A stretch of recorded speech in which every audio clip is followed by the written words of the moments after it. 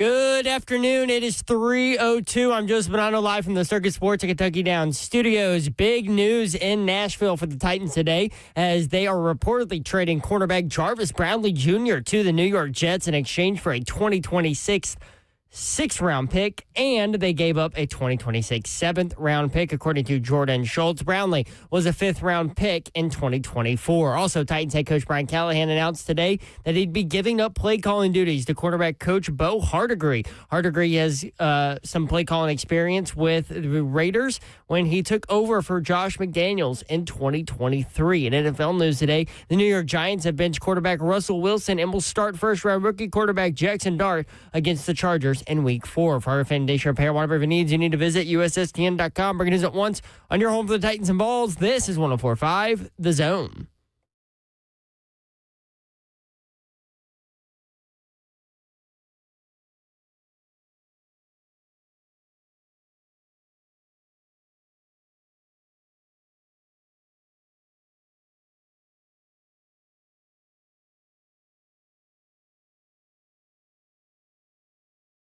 Welcome to 3HL 104.5 The Zone. Brett Doherty with you on a beautiful day in the Music City. Hope you're having a great Tuesday. Anything going on today, Slay Dog? Let me think. I mean, we always seem to manage. Yeah, we'll figure something out. Hey, man, I said, what's going on, good people? Ron, tight back, not today, Slay. Come on, baby. We're going to figure it out together, y'all. We will figure it out together. A lot going on. Dawn Davenport will be back tomorrow. She is on assignment, and we are anxious to get her back because things don't run the way that we love them to run without all three of us being in here. And let's make that 4 with Zeph, the executive producer of 3HL. What's going on? What up, Zephyr? A lot. Slay Dog is here. Let's I'm roll. in the building. I'm in the building. Some are not in the building.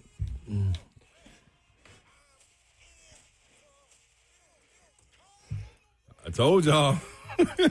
Car doesn't have a roof today. For different reasons. Ejected. Like, yeah. If y'all haven't heard, because this just happened, Jarvis Brownlee Jr. has been traded on top of everything else for a draft pick that is a worse pick than they selected him with. Yeah. Explain that. What did Jarvis Brownlee Jr. do? Dude, if you're out there rolling around, call us. Let us know what happened, because I cannot understand what is going on with that. Yeah, the only value I can find for that euro probably is at the Dollar Tree or something like that. Like, Dollar Tree? you don't have. That's where Mike Leach likes to buy candy. R.I.P. Because you can always go get the bundles, and it's going to be kind of left over after Halloween. That's not who Jarvis Brownlee is, though. He's not the candy that you go in there and go get after Valentine's Day or after Halloween. He's not the discount candy. He was on the top shelf. You know what I mean? He won right there by the register. I don't understand this one. They want you to keep getting it. It's wild. I asked Blaine about him when we walked through, and he's like, that dude is a talented player in this league. Listen, something happened. We don't watch the film through the same eyes as Hitman, as Bully, as Savage, Cosell. Yeah. You know what I mean? All these guys that have been in the game, especially played at this level, they watch it differently. We can be the three blind mice, me, you, and Zeph, and we can see each week Brownlee pops off the tape. Yeah. We can go to practice and have on our blind Stevie Wonder shades and understand. It's like Stevie Wonder grabbing the microphone when it falls. Like, you know it's there. Watch that video, y'all. Brownlee, you know he's there, man. Whether, the holding and all that, I don't totally care. get Young it. players learning. It's part I'd of it. rather dial that back than try to force it. Say go. Yeah. It's an experience that you're going to have to get. When you watch this on a team where you looking and drawing straws and scratching the walls to figure out who the dogs are. Scratching the walls. Come on, man. That was one of them. One less dog. It's like scratching the wall in Shawshank Redemption. Exactly. Where he ends up crawling through the he gone. The feces. Yeah. Mm-hmm. To escape. Then raise his hands in there. I wonder, is that what Brownlee going to do when he goes Sauce Gardner? Is he smiling right now? That'll be he's going to the Jets, but at least he gets to live in New York. Yeah. Yep. 615-737-1045 if you want in. We'll take a ton of phone calls today. It'll be phone call heavy. It's another day for you guys to vent, and we're here for you. Austin on YouTube. You can watch the show live, YouTube, Facebook Live, Twitter, and Twitch. First, please. RIP 3HL's phone lines. Listen, man, it's going to be fun today. Hey, man. I promise you it's going to be fun. And the coldest thing about it, we ain't even got to the main entree. This ain't the main. This ain't number the appetizer. This when you walk in, you get a Prosecco. Yeah. That's Brownlee. Prosecco. I can't stand it. I'll do it if everybody's doing it. Just because they doing it. It's a social drink. It's cool. Yeah. We welcome in. Here, y'all take this Brownlee. All right, cool. Thank you. So what we eating today? You got it on your menu over there. I know you do. What is the entree? Going back to Cali. It's funny. So, a little behind the scenes thing, and you guys probably noticed this. Like when we start the show, typically when Zeph turns on the YouTube feed, it takes a minute to get people going. And so, like when we start the show, there's like, I don't know, 20 of y'all in there. Yeah. And it builds quickly, especially during football season. Yeah. And so, like 100 people in there at one time is usually a good barometer for us in terms of what we're going to see, right? And with what we need to see. That's about all I can do with that. But there are 248 right now. Yeah. They in there. 8 minutes in. The people in. So bring it, man. So I would encourage you, if you haven't watched on YouTube or Facebook Live, Twitter, Twitch, that is where the FNM Bank chat is. And that's where, like, some of the 3HL family are putting really creative things out there. Yeah. Some are really smart. Some aren't so much. Yeah. That's fine. Mm-hmm. But a lot of it is really creative and funny to me. But it is. Lolita. That's my mama. And a big Titans fan. Oh, this is the other one. Oh, okay. The other Lolita. Yeah, okay. I was like, what my mama doing calling in? Your mama's on the hotline. Hey, listen, I know one thing. If my mama call in, Lolita Slay call in, hey, man, y'all bring her. Y'all better get things in order because she on the way and she don't leave.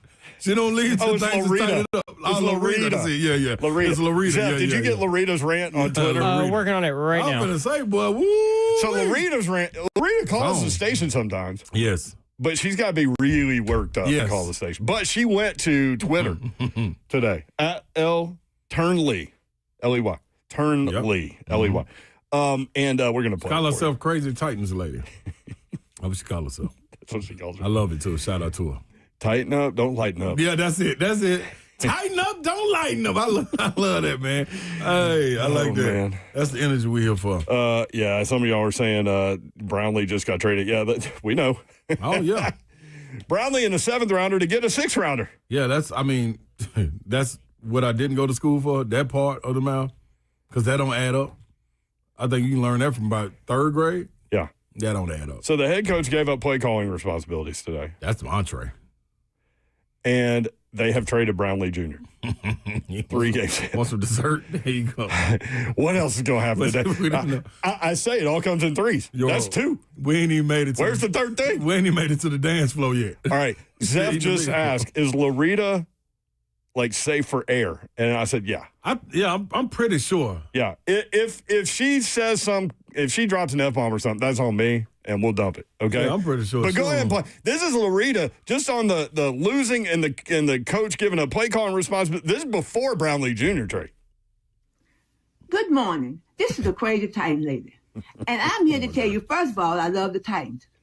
But I'm sick and tired of being sick and tired of what's going on. Now, the coach can't coach. The defensive coordinator can't call plays.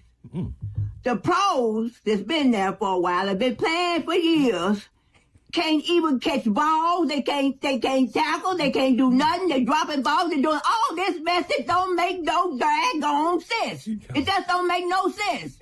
The players that have been playing long is doing what they're supposed to do, and the rookies are halfway doing what they're supposed to do. That's right. The quarterback is doing what he's supposed to do, he's a rookie. Yeah. Now, what's going on? Something has got to give. Preach. It don't make no sense for everybody. They be going out there in that hot heat. I haven't even been to the games the last 3 games because it's too daggone hot. The last two home games I haven't been because it's too daggone hot, and I'm glad because I sit in my Titans game where it was cool. So, and to watch that mess like that, it don't make no sense. They need to tighten up and don't lighten up, and somebody got to do something. They need to tighten up and don't lighten up instead of lightening up and not tighten up at all. Sing it. I mean, this is the mess. Sing it. Tighten up. They got to lighten up. Tighten up and don't lighten up. I mean, tighten up. We ain't gonna lighten up. That's what said. Tighten up. We ain't gonna lighten up. That's what I'm talking about. That's what I'm talking about. We ain't gonna Bye. lighten up. She said bye. Come on, hey, She Zim, said bye, dear. get that part on there for me, man. Anytime I need an encouraging moment in my life, I need to hear that. Tighten up, don't lighten up. Tighten up, don't lighten up. That's my girl. Jeep Money on YouTube. Why am I getting turned on right now? Man, I get what? Cause that was the sweet soul voice of the candy lady. That ain't nothing but the candy lady That's the talking candy right lady? there. Man, what? That's the candy lady voice all day long. Just throwing now and laters at you for Either that 25 or- cents? Come on, yo, or the one that's gonna have the cookies for you after Sunday Cookies, school. yeah. Come on, man. That's Sunday school teacher voice right there. I done heard that voice before. Know that from a young age. Crazy Titan Lady, she calls herself. Yeah, man. Always representing. I'm with that. Miss Lolita. Yeah. Not Lolita. No. You're right. No. If Lolita calls, we got something going on. Nah, Zeph, get your hand on the button. She ain't even gonna try, I promise you. Bro, everything is meant well, too. Trying to get better. Man. So, do you think we're going to hear from Borgonzi on why this happened? What happened? Why? You don't trade that guy because he can't play. He can play. Also, how do He's you a trade young guy How do you trade a starter for a 6th round pick? that you drafted for a 5th round in the 5th round? Let me ask y'all this, though. It's if I'm Borgonzi or Brinker, what y'all need to hear from me for? You just did. Y'all see me? Y'all see what I'm doing, don't you? Can y'all see me what I'm doing? Is this what you were talking about yesterday? Like, listen, Okay. man, I don't think I said this on air, but yes, I'm with this. Go ahead. I'd be on my agent's phone so fast. Oh, no, you said this on air. I did. Yeah, you said this I on don't air. even tell what we say on the air. No, when we don't, 'cause I don't either because we don't are put on a show. transparent. I Yeah, mean, it is what it is. we put on a show, but Yeah, I was trying to save it. Yeah. But I did say it. our show just happens to be 3 hours out of our day where we talk about the same stuff all the time. That's it. It's Dog. not like we create things for here. But, yeah, Yeah, something happened. Listen, man. I keep saying I've been. Where's Turco? I need an investigative reporter on Somebody this. got to get down now. Somebody got to get down now. I've been a part of teams, George, when you walk in the locker room and that other guy's not there. And you got to put your head on the swivel because things are coming down the pipe that you don't really know about, you ain't really never seen. Listen, if I walk in there, I relate this to everybody. You ain't got to be on no team. Everybody went to school. This is what you do. You walk into class. You see your teacher there. Oh, greet you with a smile. You can't wait. You already got your assignment on the board. You're like, okay, we're going to break up into groups. We're going to work. We get our work done. We probably got 15 minutes left in class. Use free time. You can just do what you want. Just don't make a lot of noise. Don't make my head hurt as a teacher. I'm going to be working on my lesson plan. That goes by, bell rings, you going off, school's over. Cool. The next day you come in, you got a substitute teacher. And your teacher's sitting in the back of the class. You're like, wait a minute, something ain't right. Miss Daughter, why you back here? Why you ain't? And you just back here with your arms folded, shaking your head like. So the new teacher that's up there, Bo, what's it, Bo Hardegree? Yeah, he's a Vol. VFL. Go Vols. But this ain't the time. So now he's a substitute teacher. And now when you give the assignment, we don't get to break off in class. We don't get to break off in groups and work on our assignment. It's different rules, and all we looking for is like, oh, whoa, wait a minute. Whose class is this? So now it's confusion in the class. Guess where I'm going next? My guidance counselor. Hey, man, I need to change classes. I don't know what the hell going on now. Mr. Daughter in the back of the class, Bo up there teaching the class. I don't know what's going on. No, I ain't going for this. Matter of fact, UT calling me right now. They must have heard. Look. It is a university. I don't know what's going on, but hey, some wild stuff going on. Hey, man, we got a substitute teacher, and my best friend just got expelled from class. What are we supposed to do? I don't know. Your mom's not calling, but your brother's in the chat. Ramon Foster, Tavondre Savage. next. LOL. Hey, man, I told you. Listen, I'm not going down the conspiracy theory thing, It happens, but I know though. the man said he was playing on Sunday on Wednesday, and the next thing you know, he's on IR. Now, Blaine said he noticed a little hitch in his giddy up when he was jogging, but Me too. but man, It was one person. It was one person that had a good grasp on his future. You know he gone, right? One person that was out there on that limb shouting for T'Vondre Sweat. I'm going to go call his mama is what he said. I'll sit down and have a talk with his mama. Make sure he's going to be all right before we draft him. Came on our show and said it. That was a GM Rand Carthon. He ain't here no more. All of a sudden, here. He's not a part of this organization anymore. All of a sudden now, T'Vondre can't get it going. He can't. Wait. What? Okay. Well, all right. There are at least two people in Nashville that are smiling right now. One is Brownlee, and the other is Rand Carthon. Like, look, y'all thought it was me. I mean, you can't wipe it off. Y'all thought it was me. Rand probably sitting on his front porch right now. Man, I'm gonna go find him. Tell him say one of them stokers for me. Oh man, Jim Wyatt coming up 615-737-1045. Dylan in Hermitage. Dylan, what up? Hey, a couple things. I wanted to the whole Brownlee thing. I think that obviously the penalties are a problem. But there's got to be something behind it. Got to be something. There's got to be something with either, just in the locker room or with the, top tier. I'll tell you this, from being – I don't go to practice every day, but when we went to training camp, I did spend some time with him. And that dude is a dog. And he's not just a starting defensive back for the Titans. Yep. He's one of the leaders. Mm-hmm. I have no idea what happened. My second – did you see Chris Collinsworth the other night when – he kept saying that Cam Scadaboo was nodding his head yes? I did not see that. Somebody wanted to talk about Collinsworth yesterday. That hasn't been brought to the public because he clearly has an issue. I was going to say that. He has a medical, it's either, a twitch, whatever you want to call it. And, I mean, he's way too polished to be that unprofessional. I can't believe it wasn't brought to more people's attention. I saw that, yeah. I text Savage when I saw that. I was like, man, he got what's something going on? Like a Mahmoud Abdul-Rauf. He used to shake his head. Oh, you know what I'm saying? Tourette's? Something like that. Dylan, thank you, man. Appreciate it. Appreciate it, buddy. Yeah, I don't know anything about that. We got one more person that's out here probably smiling, too. Who's that? He's on 10-1. Buck Rising just texted us, said he's smiling. I mean, honestly, doing what we do, I say it all the time, and I make no apologies about this. And you would too if you did what we did. I know a lot of y'all are frustrated, and the fan of me is too, on game day. But sports is entertainment for me, and I mean, days like this, what do you even do? Yeah.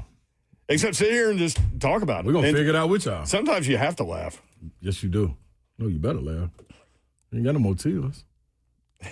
That, and you only get one life, so. Yeah, there you go. Might as well live it. None of us can control anything that's happened today, right? See? But we can sit here and discuss it. I'm just saying. 615-737-1045, 434 on YouTube now.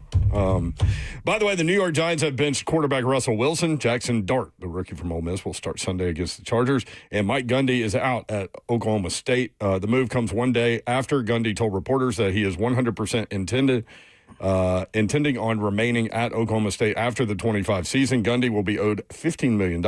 Oklahoma State has lost 11 of their last 12 games. They were 0-9 in Big 12 play last year. Here's the thing, and props to Gundy on an incredible run at Oklahoma State because they were nothing before he took over. 4 winning seasons in the previous 16. He takes over, has 18 consecutive winning seasons. So I know that guy is kind of divisive, and a lot of people laugh at some of his antics. And the one thing that I appreciate, he tells you exactly what he thinks, what he believes, and all these things.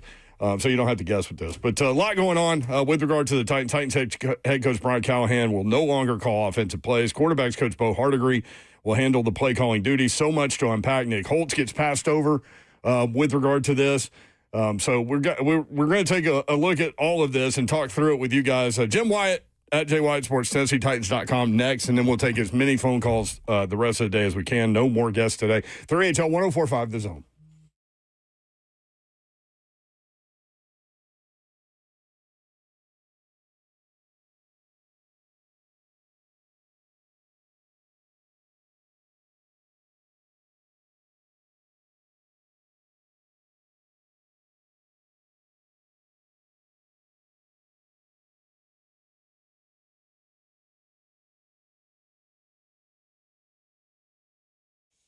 United Structural Systems is a foundation repair and waterproofing company that has served the Middle Tennessee area since 1994.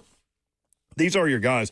If you have foundation repair issues, waterproofing issues, These are your guys. Let me run some of the symptoms by you with regard to foundation repair. When it's hot and dry weather, which it's been for so long, do you notice soil cracking and pulling away from your home? This leaves holes or gaps next to the foundation. Maybe your bricks are cracking, walls bowing, doors or windows sticking, drywall separating, chimneys tilting or leaning. These are all signs of a possible foundation issue. Your house may be trying to tell you something. When it comes to large home repairs, a lot of times homeowners pretend you don't want to see the warning signs. Maybe you're afraid of what you're going to hear. This is especially true with waterproofing and foundation repair. Could be something big that needs to be fixed. It could be a small problem now that will become bigger, or it could be nothing at all. Bottom line is you don't know what you don't know, and you certainly don't want to be sold something that you don't need. You need peace of mind. United Structural Systems is the company to give you that. Over 30,000 100% satisfied residential customers. Homeowners trust USS, keeping homes dry and stable. We guarantee our best. Call USS 615-488-7855. Serving Middle Tennessee, Southern Kentucky, or Western Kentucky. Online, USSTN.com. That's USSTN.com.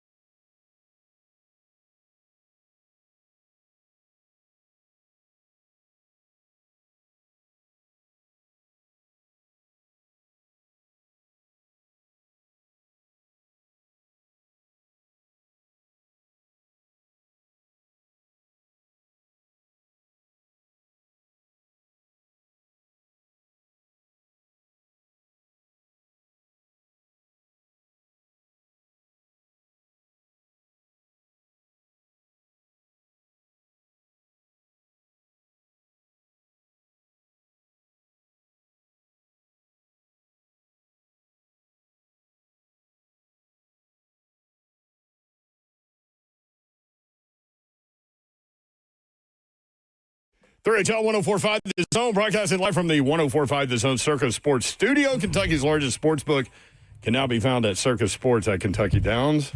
Coming up tomorrow, 3HL live at Twin Peaks, Rivergate. I'm glad you just said that. I forgot that quick. Sometimes I do things for us. Man.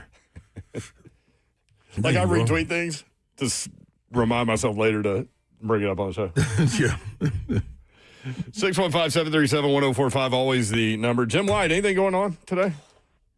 It's been a busy day. A lot of stuff going on here. Obviously, new play caller here to make trade away. A starting cornerback, signed a running back to the practice squad, and it's been a busy day across the sports world. I've just seen the news on the Oklahoma quarterback. Yeah, John Mateer, for those that don't know, suffered a thumb injury on his throwing hand. He'll miss at least 3 weeks. Could be longer, though. Yeah, it's obviously football news with the Giants and football news at Oklahoma State, so it's been a busy Tuesday. Also, Vandy put up 70 on Saturday. Just another day at the office. There go my guy. There he is. Jim White don't appreciate me throwing this out there. That's the most points So Vandy it's been scored. a while. Yeah, we were sitting around, my wife and I were sitting around, and but I knew that hadn't happened in my lifetime. It's been since 1918. I've seen some teams almost put up 70 points on Vandy plenty of times, but that's the first time I've seen one of those going the right way. How do you not take advantage of the situation where you call out the last time they did it, but you held back. You didn't say who it was against in 1918. Yeah. Yes, well, I don't remember that real well. Yeah, they beat Tennessee 76-0 in 1918. Now, some of those beatdowns back in the day is what led to General Neyland being hired by my great-grandfather at the University of Tennessee, and things shifted a little bit. But anyway, yeah, a lot going on. There are days where, and while I appreciate the hard work that you do and the incredible content you do for TennesseeTitans.com, there are some days where I kind of wish you were the investigative reporter that you used to be, because I cannot understand the Brownlee deal. Maybe you can help me with this one. Yeah, and I'll be honest with you, I love Brownlee myself. And yeah, me too. They don't want me to disparage him on the way out the door, and I don't think I can fully tell why that happened. All I can do is just say, I think he's a feisty, good young player. Love the way he plays. Obviously, he had some penalty issues, and maybe there was some stuff that happened, or maybe there were some things that made the current regime a little bit more unsure about him than the guy who drafted him. But I wish him well. Great young player, tough kid, and we'll see what Brian Callahan says about that tomorrow. Yeah, I'm definitely not going to say anything bad about Brownlee. And I would never ask you to. Same. I mean, he's a fun dude to be around. He is. Yeah. So for him to get traded for a pick that's not even as valuable as the pick they used for him blows my mind. But I understand that you have to leave things where you have to leave them, and but a lot of Titans fans are.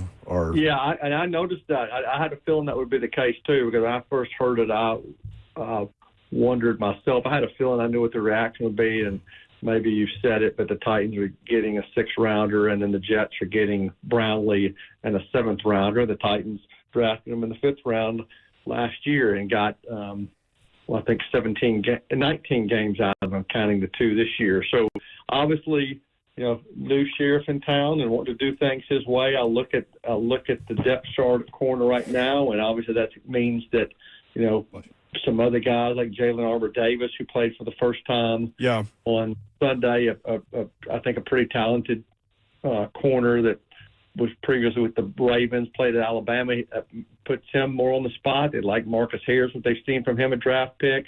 Roger McCreary, Jarius Sneed, Darrell Baker, those are the guys that are left, and I'm sure the Jets fans will like the way Brownlee plays, because again he's feisty.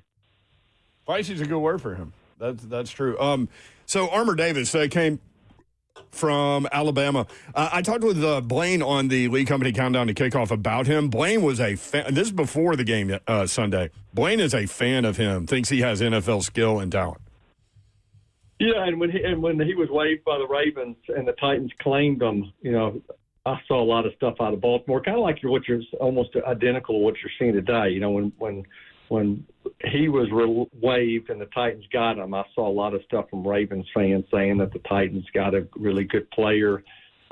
Hated to see him leave, and I'm sitting here looking at my tweet deck now. Underneath that Brownlee tweet, I'm seeing the same thing. You know, Titans fans telling Jets people that they got a good feisty player. So I don't know that those two are just a straight swap. We'll see how things play out, but I do think this is a period that the Titans are going through now where they are rebuilding this thing, and it's just the first of other moves to come. I guess we'll see. This is early. I mean, the trade deadline is not for a while away, and I know some teams probably going to be poking around wanting to know who's really available. Jim Wyatt with us, TennesseeTitans.com, at Jay Wyatt Sports. Head on a swivel over there. That's for sure. Gotta be, man. Jimmy, so moving along to the head coach giving up duties as far as play calling. So do you, as an offensive guy, like I related it to kind of like having a substitute teacher, what are we grading on the curve now? What's expected? Like where do you go? And what does that say for Callahan? I understand taking the ownership of being able to manage the group more as the team as a whole, but offensively, like man, we're not familiar. I'm not familiar with Bo calling plays like that. So. Yeah, and he one thing about him, and I know there were questions if Brian was going to give it up, who it would be. You know, would it be Nick Colts or would it be Mike McCoy? And I always kind of thought Bo Hardegree could be the guy because he's done it before. I mean, he's been in the league for a while. He did it with the Raiders for a stretch there in 2023 when he took over as interim offensive coordinator. Actually, the numbers were pretty good. Yeah, I think Aiden O'Connell went 5-4 during that stretch. He threw for 1,900 yards, which is second among all rookie quarterbacks. He had improvements in about every area of their game, and obviously had more success running the football too. Yeah. You know, what's that mean here? I guess remains to be seen. I think Brian Callahan feels like by doing this, it will free him up to do other things that a head coach is responsible for doing and maybe make this team better and avoid some things that have happened here over the first couple of weeks of the season. I know Bo Hardegree has a good relationship with Cam Ward. They plan on keeping the operation the same throughout the course of the week. Just on game day, Bo's going to call the plays, and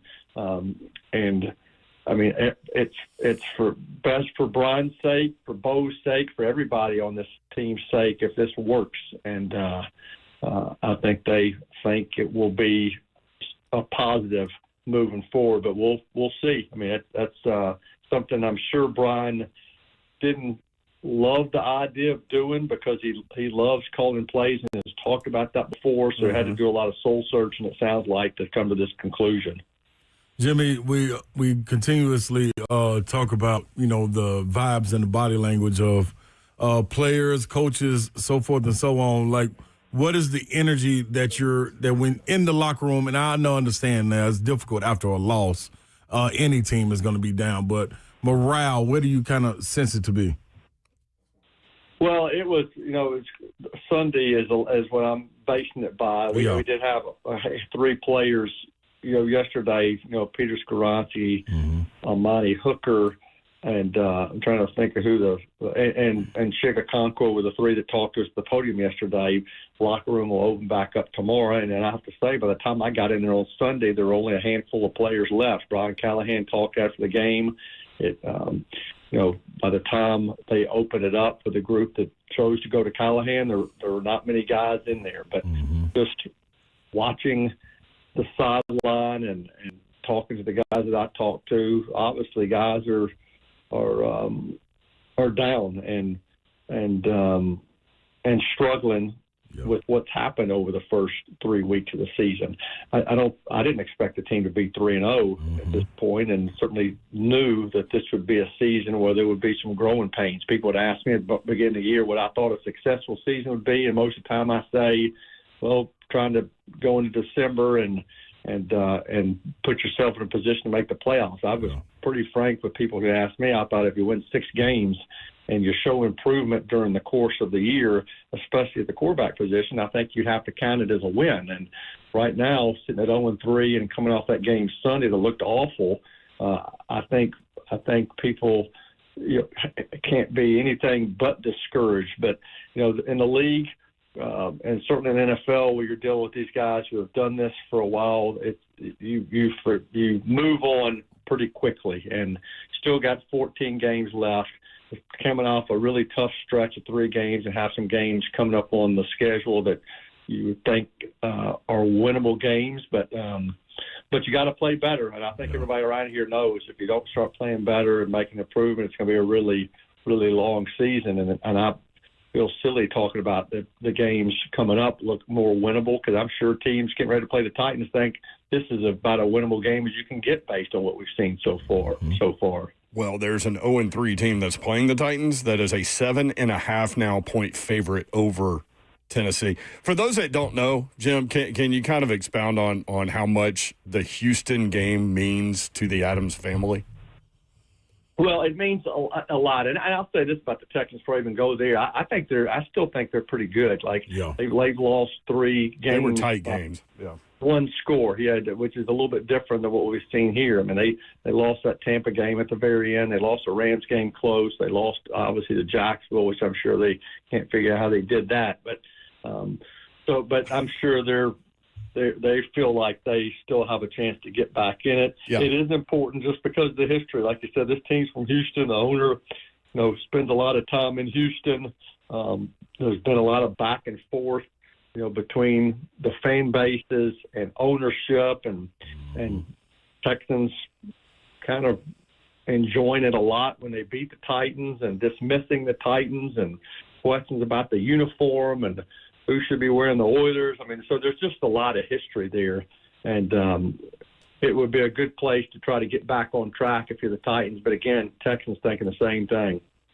Jim Wyatt, TennesseeTitans.com, at J Wyatt Sports. Thank you, Jimmy. Appreciate you, man. Okay, y'all have a good week. Appreciate it. Jimmy. Jim Wyatt. Tough day for him to come on. Yeah. But guess what? Just keep in mind, he works for the organization. He does an incredible job in terms of content for the Titans website there. But, yeah, you go – we think this week is crazy. Go lose in Houston by 21. See what happens. Chaos. Organized chaos is 3HL. Yes. Chaos right now. Mm-hmm. The Tennessee Titans. All right, back to the phones when we come back. 615-737-1045 if you guys want in. Also, certainly the Evident Bank Chat is alive and well on YouTube, Facebook Live, Twitter, and Twitch. Twitch, please. Titans head coach Brian Callahan will no longer call offensive plays. We'll talk about it next on 1045 The Zone.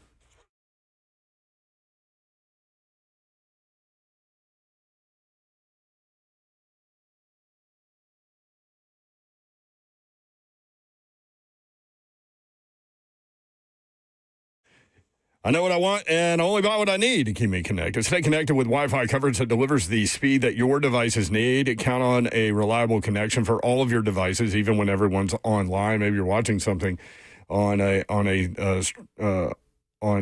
internet. Maybe you're playing video games, or you got all kinds of. Maybe you're working. You got all kinds of things going on. And Xfinity Internet is great. Protect your devices, help keep loved ones safe and secure online with advanced security included at no extra cost. 24/7 customer service here for you whenever you need it with in-home Wi-Fi support. Stay connected on the go with more than 20 million secure Xfinity Wi-Fi hotspots nationwide. Get the best Wi-Fi for your home.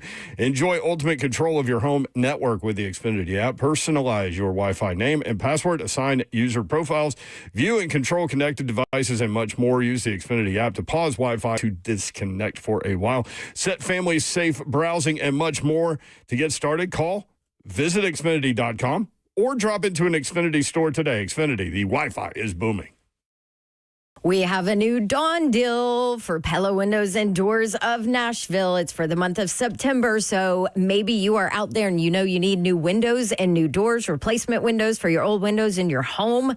I feel you, and I feel you that it's not really the most exciting thing to replace in your home, but sometimes you just got to do it. And for September, Pella Windows and Doors of Nashville, if you tell them you know me and ask for the Dawn deal, they'll give you 55% off qualifying installations, 0% APR for 48 full months. That is plenty of time to pay off those windows and doors. And I'll tell you that Pella Windows and Doors of Nashville are the absolute best, the best to work with, the best people, family-oriented business. They've got lifetime warranties on all of their products. And then on top of it, they also back it up with a 10-year labor warranty, which is leading in the industry. Reach out to them. You can do it easily online or call them 615-249-1910. Ask for my girl Brittany. Schedule a free consultation. Tell them to give you the Dawn deal. It's PellaNashville.com.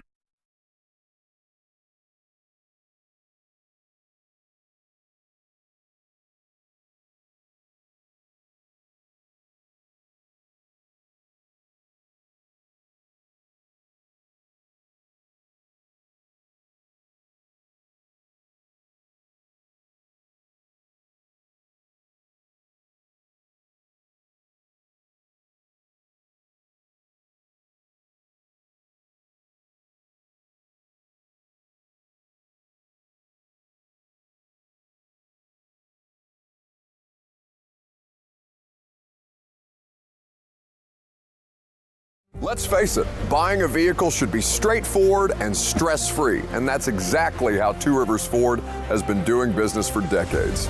This locally owned dealership has a non-commissioned sales team whose only focus is to find you the right vehicle at the right price without the pressure. So you'll actually have a fun car buying experience. Great prices, easy financing, and a non-commissioned sales team. Two Rivers Ford, the South's most trusted Ford dealer.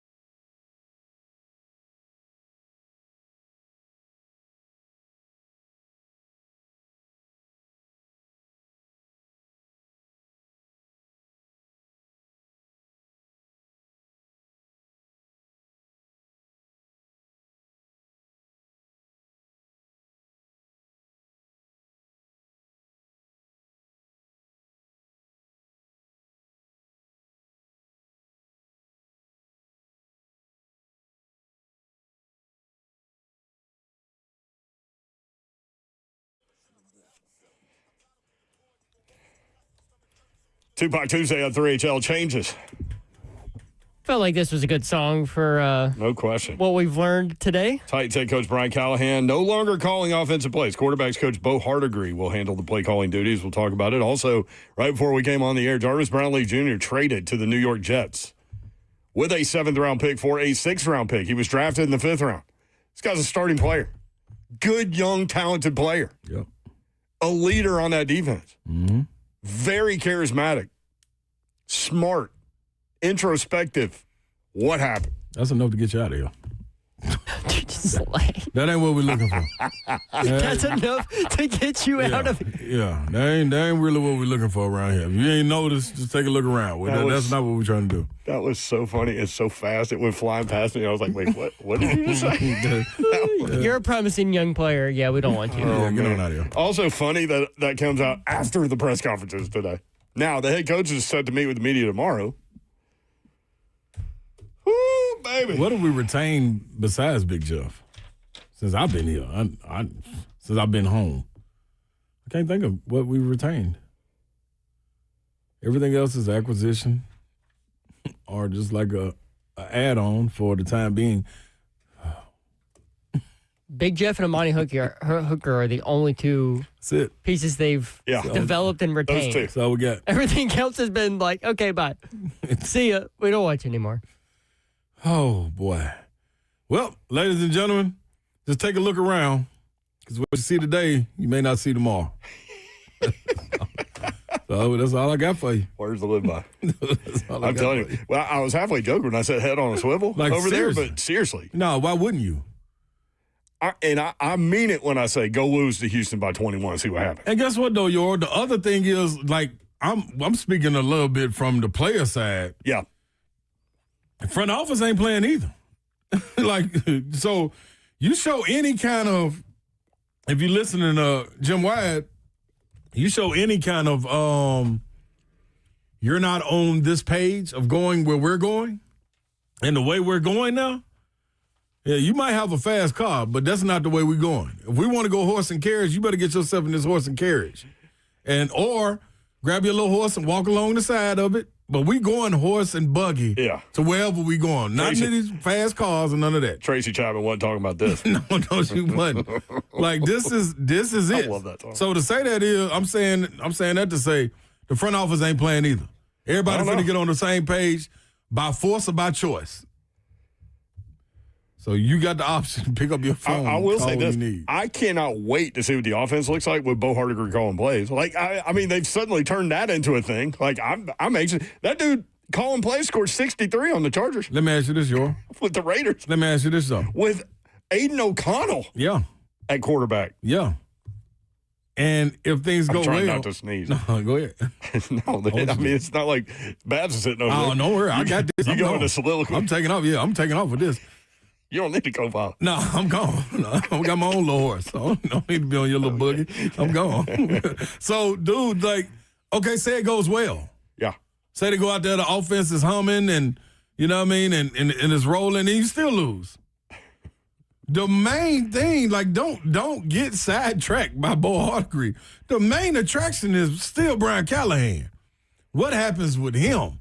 Right. So what if Bo Hardiger does well, the offense does better, and Callahan still gets fired? Bo Hardiger will still get fired. He's not getting a head coaching position. That's all I'm saying. Yeah. So what are we just Band-Aiding? What we smoke screening? What? Like, where are we going? That's all I would like to know. Y'all got me in the car. I'm going with y'all, but where are we going? Callahan said he chose Hardiger over Holtz because of his experience as an interim OC for the Raiders in 9 games in 2023. From Pan and Mike Hurden. First 8 games in 2023, Josh McDaniel was the coach and play caller. The Raiders were 3-5, averaged 15.7 points per game. They averaged 268 yards per game, and the run game 70 yards per game. That's under McDaniel. Next 9 games of Hardiger calling plays, the Raiders were 5-4. Again, 3-5 before that. Averaged 22.9 points per game, 15.7 before that. They averaged 308 yards per game, 268 before that. And they ran the ball for 109 yards per game compared with 70 before him. They had 0 100-yard games rushing under McDaniel and 6 in the 9 games of Hardiger. I have no idea, beyond numbers, what the guy's capable of. To me, this is a big picture thing that, I mean, just reeks of, you better do something to save your job. Like, this is just a stopgap to me. Let me tell you this, Yor. I ain't got number questions and analogies today. I love your analogy. My question is, I said this on Friday. 2 of the pieces that you were expecting to help get you over the hump are out. So with this move, with the substitute teacher coming in, and this is no knock, that's just the label I'm giving Bo Hardiger because we still have the coach. Well, I mean, that is what it is. That's a good analogy. No question about it. It's like if you had a student teacher and he's sitting over there learning everything and helping, with the framework of the discussion and the lesson plan. Like, you got it today. And then they flip roles. Yeah, you got it today. Yeah. So is J.C. Latham coming back or T'Vondre Sweat coming back? Mind you, before answering that, let's take Brownlee out of it too. Yeah. So your main stage is all I'm saying. If you had to go down a list and name 10 guys that impact this team, 3 of those 10 are not playing. And Even when you three switch. very important, highly ranked out of the 10. That's what I'm saying. Yeah, so obviously this is this a roster problem or is this a coaching problem? Now, it doesn't help Callahan at all That's to not know the rule on the challenge, Yep. to not run the ball 3 times and go in with the lead, Yep. to have a delay of game after 2 timeout. None of that helps the argument that it's the roster, although it is the roster too. Yeah. But so now we talked about this yesterday. It appeared as if he was kind of over his head with everything that he had to do, Right. and that's why the replay thing slips through the cracks. Yeah. Now, from a play caller standpoint, I got nothing on the choice not to run it 3 times and go in with the lead. Right. I got nothing on a delay of game after 2 timeouts. That has nothing to do with anything procedurally, and that too much is on your plate. Mm-hmm. But my question is, and I was hoping somebody would ask this, I think this word would have been key in the press conference today. Whose idea was this? Yeah. Not whose decision was it, not how did it go down, all of these things, because you can talk your way around those things. I think idea would be a good word.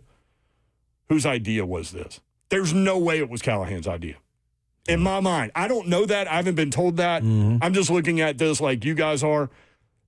But you listen to the guy talk about how much he loves calling plays and then totally gives it up. Whose idea was it? That's a great question. And I wonder if there was a discussion like in the building. And I have no idea. I haven't talked to anybody about this.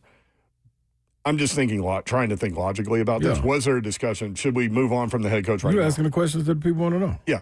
Or should we move on from the head coach right now? Well, let's take the play calling away and see if he does a better job of managing things when he doesn't have that on his plate. I mean, he had never been a head coach before. He had never called plays before. So let's give him both the responsibility. Yeah. Which we all questioned that. Which he wanted. He wanted it. Yep. 615-737-1045. Elijah next up on 3HL. What up, E? Elijah. Hey, how you guys doing? Hey, good, man. Hey, first time caller. Thanks, brother. Man, today is depressing. It's very depressing. I got a couple questions for you guys. With Brian Callahan giving up play calling, do you guys think this is the end? I think this is the end for him. I feel like organizationally, even though there's things that he could do better, absolutely, I feel like organizationally we're kind of a mess. Like I can't see the light at the end of the tunnel. And then also I listened earlier to Blaine Bishop brought up with the whole Jarvis Brownlee. Thank you. Mm-hmm. Yeah, with Brownlee getting traded, it could have been maybe with him being out and then Armour Davis coming in, maybe they were like, hey, you're going to be second string now. Mm-hmm. And then maybe he requested a trade. But even if that's the case, I don't know why they couldn't just make that work because Armour Davis has not proven that he can stay on the field. So it's like you could swing it that way, like, hey, even though this is the way we're going right now, like I'm sure you may be able to get back on the field. But I'll just hang up and listen. It's hard to have hope. Because, I'm excited about the new stadium. Right. I want to buy tickets to see them, but it's like, why would I pay, $200 some odd to go see a mess? So I'll hang up and listen to you guys. I mean, these are the questions that they're concerned about. Yeah, I mean, if any of us were in those roles. Yeah. Do you think this is the end for Callahan? If it's not the end now, which is not, is it a step towards the door? I believe Slade, there's no other next step. There's no other next step. Yeah. This was a next step. Yeah. There's no other next step. Right. Yeah, we're trying to do everything in our power to help you get there. But I don't know. Like, you can't fire the offensive coordinator. Mm-mm. The offensive coordinator doesn't call plays. 615-737-1045.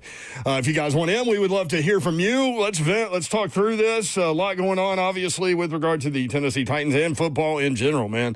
Weird day. We'll be right back. 3HL 1045 The Zone.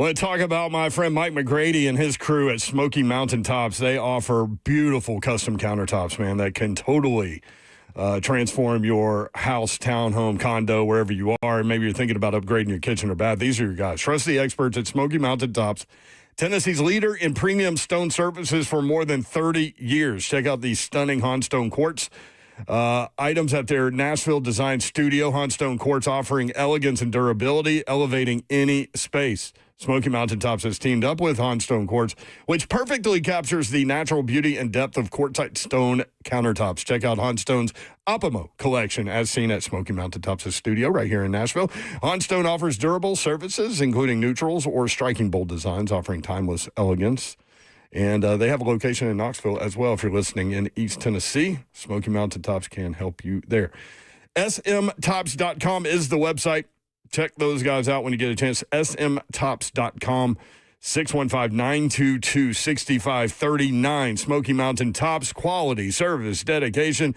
Your trusted countertop pros. Smoky Mountain Tops, smtops.com.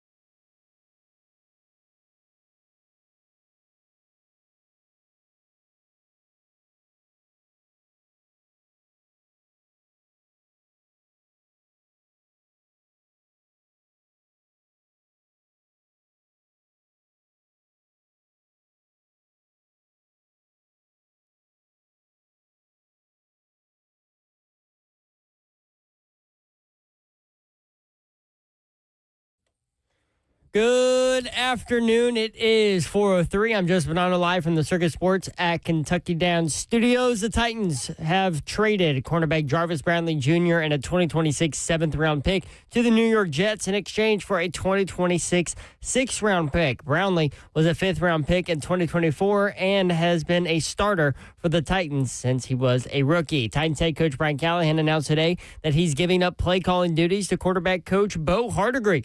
Hardegree has some experience calling plays with the Raiders when he took over for Josh McDaniels in 2023. Also in college football, Oklahoma quarterback John Mateer has suffered a broken bone in his throwing hand against Auburn and had surgery on it today. The estimated timeline is expected to be about 1 month, which he could miss. For your foundation repair and waterproofing needs, you need to visit USSTN.com. Bringing news at once on your home with the Titans and Balls. This is 104.5 The Zone.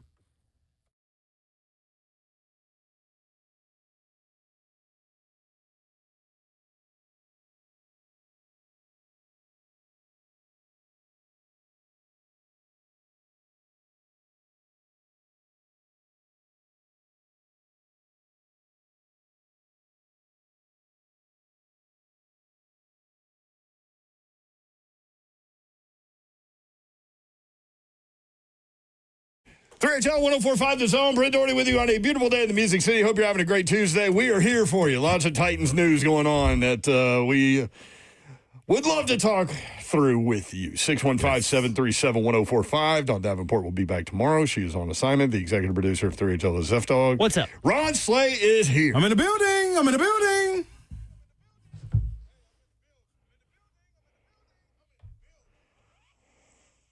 You are a walking analogy today, my friend. Man, I'm in the building, man, looking for my teacher that's supposed to be in the building.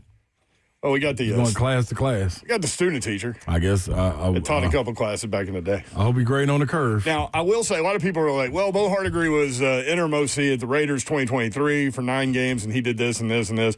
Great. A lot of people saying he scored, like, their offense scored 63 points on the Chargers. You know what they did the week before that? What? Lost 3-0 to Minnesota. That's God. how crazy the NFL is. Can you imagine?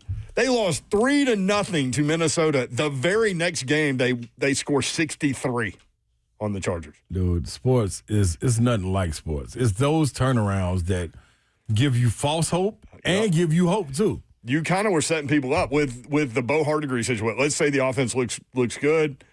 He's got the relationship with Cam Ward, all these things, but they still lose. Right. Maybe there's another bonehead coaching decision made or something like that. Or maybe you're missing a starting cornerback. But you have hope because traded. Cam threw 3 touchdowns, 300 yards. Mm-hmm. The roster's still bad. It's still there. Play better on offense. Yep. Is that hope or false hope? Right. That's exactly. That's for you to figure out what you gonna hold on to. We'll all be watching and listening. I promise you. What is Latham gonna do? He's not on IR, so. I think Callahan said on Monday that there's a slight chance that he could be back this week. Slight. So I don't know what to do with a hip, and they probably don't either. You know what I mean? It's a bad boy because I got one, and it's a bad boy. It does what it wants to. Operates when it wants to. No, yeah, one good one, one bad one. One checks itself out sometimes. Yeah, I'm telling you. You just don't know when it's going to happen. No, you can hear it clicking. Like trying to start a car. They click. No, I'm telling you, boy. Don't do that in the gangster movies. When that happens, there's a bomb that to go off. Well, I'm trying to tell you. I'm just trying to save it. I don't want it to go off. But I think that's why, honestly, they don't really know. Maybe. Yeah, that's a problem. Because he thought it was good. He went out there and tried to, and it flared up on him. That's a problem. Speaking of weird coaching things that have happened in the first 3 weeks. Yeah. We've only seen 3 games. This is amazing. 3. We're walking into week 4. Like this. Hey, boy. How are we walking, though? We strutting? No. We doing a little line dance? How are we doing this? What you doing? You doing the you been up all night Saturday. You got the opportunity to go to Blockbuster, get your favorite movie. You probably watched it over and over. There. Yeah, you just watch a movie over and over and over. Yeah, you ended up your mom fell asleep before you. You fell asleep at 2, but you supposed to be up at 6 for church in the morning. That dragging you to the car, dragging you to the church house. That's what we doing. We don't want to go to this game. You as any Titans fan in America. Do you want to go to this game on Sunday? I promise you, all of them kicking and scratching and crawling. No, Hey, man. We don't want to go. Listen, I mean, watch that broadcast. You see Titans fans in that stadium? Those are the real ones. They stomp down. Airfare, hotel, tickets. Yes. You've been drugged to this game. Those guys can do anything they want. I mean, like Miss Loretta. How you get mad at anything Miss Loretta says? She's spot on. Crazy Titan lady, she calls herself. Man. Tighten up, don't lighten up. Come on. You got that song ready as hell? Man, I need my dog to get this because you work fast, Evan. I know you got a lot going on today, dog. I think we should play this at the top of each hour. I ain't mad at it. Miss Loretta went on Twitter. She calls the show sometimes as Crazy Titan Lady. She had a little message to deliver. And I love how she says bye at the end. Like, so sweet. See, I got nothing else for y'all. This is Miss Loretta. Good morning. This is the Crazy Titan Lady. And I'm here to tell you, first of all, I love the Titans. But I'm sick and tired of being sick and tired of what's going on. Yeah. Now, the coach can't coach. The defensive coordinator can't call plays. The pros that's been there for a while, have been playing for years, can't even catch balls. They can't tackle. They can't do nothing. They're dropping balls. They're doing all this mess that don't make no daggone sense. It just don't make no sense. The players that have been playing long is doing what they're supposed to do, and the rookies are halfway doing what they're supposed to do. Yes, ma'am. The quarterback is doing what he's supposed to do, and he's a rookie. Now, what's going on? Something has got to give. It don't make no sense for everybody. They be going out there in that hot heat. I haven't even been to the games the last 3 games because it's too daggone hot. The last two home games I haven't been because it's too daggone hot. And I'm glad because I sit in my Titans game where it was cool. So, and to watch that mess like that, it don't make no sense. They need to tighten up and don't lighten up. And somebody got to do something. They need to tighten up and don't lighten up instead of lightening up and not tighten up at all. I mean, this is a mess. Yeah. Tighten up. They got to lighten up. Tighten up and don't lighten up. I mean, tighten up. We ain't gonna lighten up. That's what it said. Tighten up. We ain't gonna lighten up. That's what it said. That's what I'm talking about. That's what I'm talking about. Bye. Oh, Bye. Tighten up. I'm out of here. We ain't gonna lighten up. That's a hit. That's what I said. Tighten up. We ain't gonna lighten up. Man, mix that thing down, Zelf, man. Put a little beat behind that, man. Let's take Crazy Titans lady, man, right there to Sunday school. Take her platinum. People are saying they should sell the team to her. Guess what? That fire right there, I'll take that fire all day long.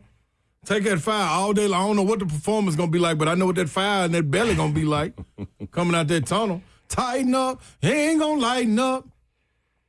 Tighten up. We ain't going to lighten up. They lightened up after the 2 timeouts and a delay of game. It's like 2 turntables and a microphone, except different. Bye. And then there was talk that they didn't have the kicking ball out there, and that like Sly was looking over the sideline going, we got the wrong ball in here. So Zeph Dog, who's trying his best to this only happens to us, burn through the phone lines. Bones Fossil, cut number 21, Zeph Dog. I have not heard this. I want to hear this. What happened with the end of the half kicking ball mishap? Information we got was that the play clock was low enough where they didn't want to sub in a K-ball, which I don't know, honestly, what time frame that is. I haven't heard, if there's less than 15 or less than 20. I haven't heard what that time frame is. And also, I don't know exactly how much time was on the clock as it was ticking. I just know we tried to get the K-ball in, and the refs didn't let the K-ball go in. And so we took the delay to get a K-ball in. Well, why is it better to wait for the K-ball and take the penalty instead of kick the ball provided for you by the referee? It'd be like kicking a quarterback ball is significantly, can't say it enough, how different of a ball it is to kick a quarterback ball compared to a K-ball. But you kick the ball they've given you and then sort it out after the fact that they've screwed it up, given the 5 yards, rather than try to litigate it in the moment? Yeah, we don't want to kick a quarterback ball and have that ball go sideways and then figure that out after the fact. Or how about get the kicking ball in during one of the 2 timeouts that were taken before the delay game? How about that? If we're kicking. With all due respect. If we're kicking. But if we're not, we're going for it. But they didn't know. They thought they were doing both. The other thing, Sly can kick the ball so far that they didn't really even care to go back to 62. Like, they're like, I'll put him back. Just get us the right ball. That 57-yarder, he put halfway up the net. That was crazy. But, yeah, anyway, I don't know. There were 2 timeouts taken, though. Listen, I'm no football coach, but. Yeah, that's. Some of these things, man, they look like you would see, at the flag football game in Williamson County. This probably happens all the time. I would love, because I know we got other listeners of other teams listening to us right now. I would love for them to call in and explain, has this ever happened to your team? Like weird stuff? When you going to kick the ball, like, it's a kick ball that's out there. And what he's saying about the kicking ball, that is definitely true. No question. We've heard that from everybody. And that's coming from a special teams guru. Yeah. Like, I ain't questioning anything he say. He's like, we're not kicking the quarterback ball. Yeah, we're not doing any that. circumstance. Yeah, that's not going the direction we wanted to go. It's not going to go straight. That'd be like kicking a brick. Yeah, and I'm not sure we want Joey Sly kicking a brick out there. He's our only offensive weapon. They're given a certain amount of kicking balls days in advance of the game, and they can do anything they want to them. Plus, outside of taking air out. I think because they're that's stuck in your head. I love this song. I think this year they did something. The K balls are different, so they pre-mudded and like broke in the K balls. Yeah, and they gave the team a whole allotment before the season. Somebody in that world told me that you are going to see this year, like kickers kick the ball 5 to 7 yards farther than you've ever seen them kick them. Good. Tighten up, don't lighten up. That's what I said. Will you please pull that song? I'm begging Zeph. We just need to play it under Zeph the is whole. too talented. I can do it. You gonna give me some time. I know, yeah, but I just got to keep on saying it because it's really in my head. Like, we can just play it underneath the entire show. Like, just let real it quiet, please. Just on a loop. Like, dude, now you working. Can you give me Crazy Tight Lady on a loop? You working. Come on, Loretta. You working now. 615-737-1045 at the RHL 1045. That's what I said. No, Zeph, we got this. We got to be here for the people today. Yeah, Zeph was in our ear break. He's doing his job. He's doing his job, but we also have control in here. We're trying to give you time to remix this. Listen, all of this is about the listener, man. None of it's about us. Okay? Vaughn in Crossville. Vaughn, what's going up there in the on the plateau? Nothing much, man. Trying to get back your way, man. Man, take your time because it's chaos down here, brother. Man, I heard, man. That's why I had to call in, man. It's crazy down here. Man, you got coaches giving up duties. You got your top corner that been there the 2 years in a row. You trading him. It's wild, man. Yeah, man. Yeah, look, I literally, for real, grew up in the shadows of the Titan Stadium. I grew up in James Casey, man. Man, shout out James Casey, man. This feel like that time when they released everybody for the salary cap, man. And I know. I was in the room when that happened. Yeah, that was crazy. Yeah. And I know Brownlee only been here a year, but he felt like one of those OG Titans, man. Yeah. Like one of those restore the feeling type of guys. That's a good way to describe him. So is. Mm-hmm. I don't know no other way to put it. Like I was a child when that happened, but when I just got on Twitter and seen that, man, it made my stomach drop, man. Yeah. That's he was one of them dudes, man, to restore the feeling, man. So I don't know where they going from here, but they ours, so we gonna hold on to That's it, right. Man. That's right. That's it. Listen, man, you might have a crazy uncle, but you still love him. Hey, man. Man, right. Therefore, right. I appreciate y'all. See you, man. Be good. He hit that on the head right there, man. Like that right there.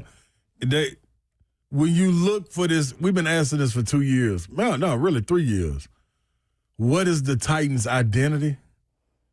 He was one of those guys that if you said, put somebody out in front, this is what you would like this is how you would characterize the Titans. He would be one of the guys, Big Jeff would be one of the guys you put out there. He would be one of the guys. J.C. Latham and the change he made. Skoronski will be one of the guys I'm naming are mainstay guys. Skoronski, by the way, has been great over the last 10 games. His stats are unreal. But the thing is, Roy, you don't have a lot of consistent people like that you can put out front and say they're going to be there through it all. Mm-hmm. Brownlee's been there through it all. It's like, come on, man. Like I don't know what transpired or whatever, but I'm like the caller, man. I can identify with him. That's one of ours. A lot of people in the chat saying that was a good analogy. That was great. Old school. That was great. An old school. He said it. Titan. One of the ones that could restore the feeling. That's it. I got the feeling. I knew you was going there. Yeah. Look who, speaking of special teams and kicking balls, Brett Kern joins us now on 3HL. Brett, what's up? Joe, wait a minute. Wait, you guys were talking special teams and kicking footballs, and it got me excited. And also you told me to call in, so I do as the mayor says. Kern, Yes. but first of all, be careful before you make any comments because we'll get a 6th rounder for you. Just saying, right now. Yeah. What's up, I man? don't understand that one, but you know what? That's happens. Well, and when you texted, I just thought it was worth a little discussion. So for those that don't, I think this topic may be new to a lot of people, that there is a different ball for kicking as opposed to putting it in play with a quarterback. Can you explain the differences there? Yeah, so in essence, quarterbacks, they get their footballs. I mean, they can get them in training camp. They can work them in. They can mud them up, take some great mud water from the Cumberland. You sand them. You can kind of do whatever you want to them. Obviously, you have to have them between a certain pressure.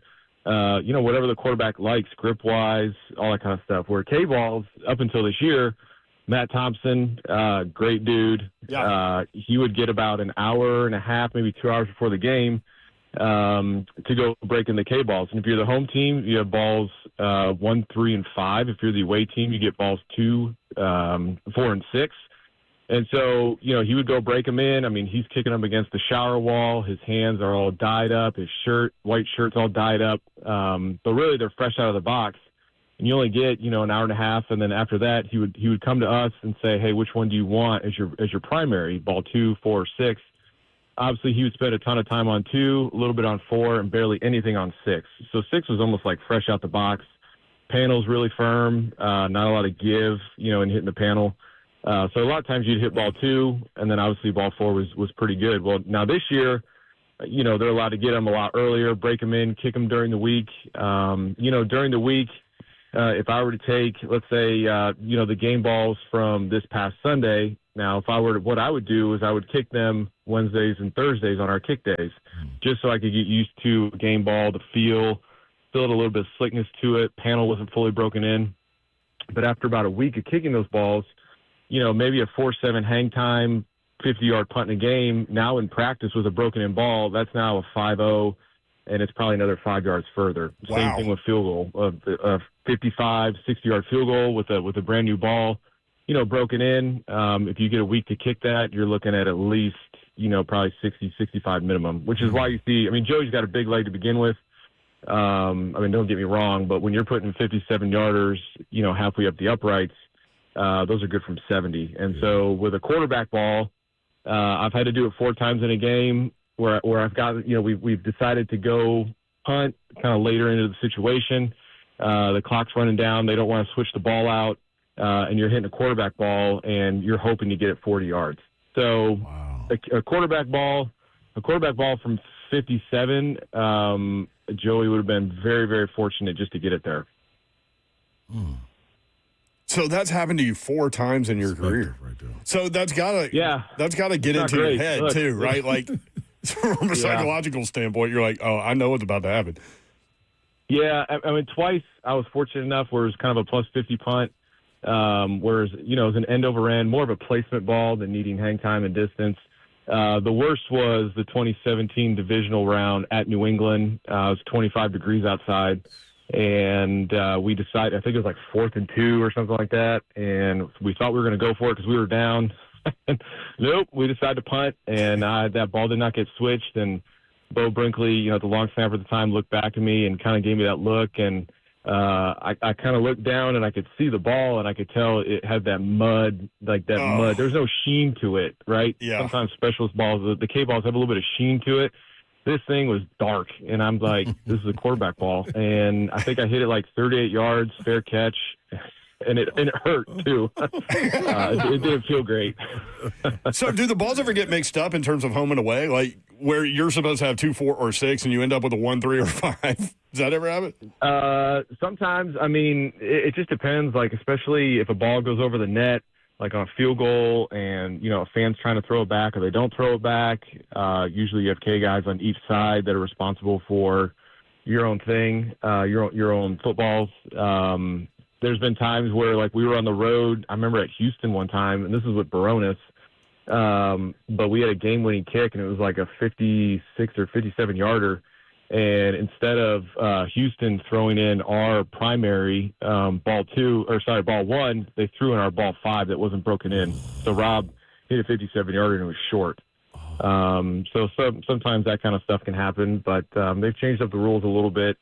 And so it's a huge game changer. I mean, you're seeing guys, when I first got in the league, 50, if you could hit one over 50, it was amazing.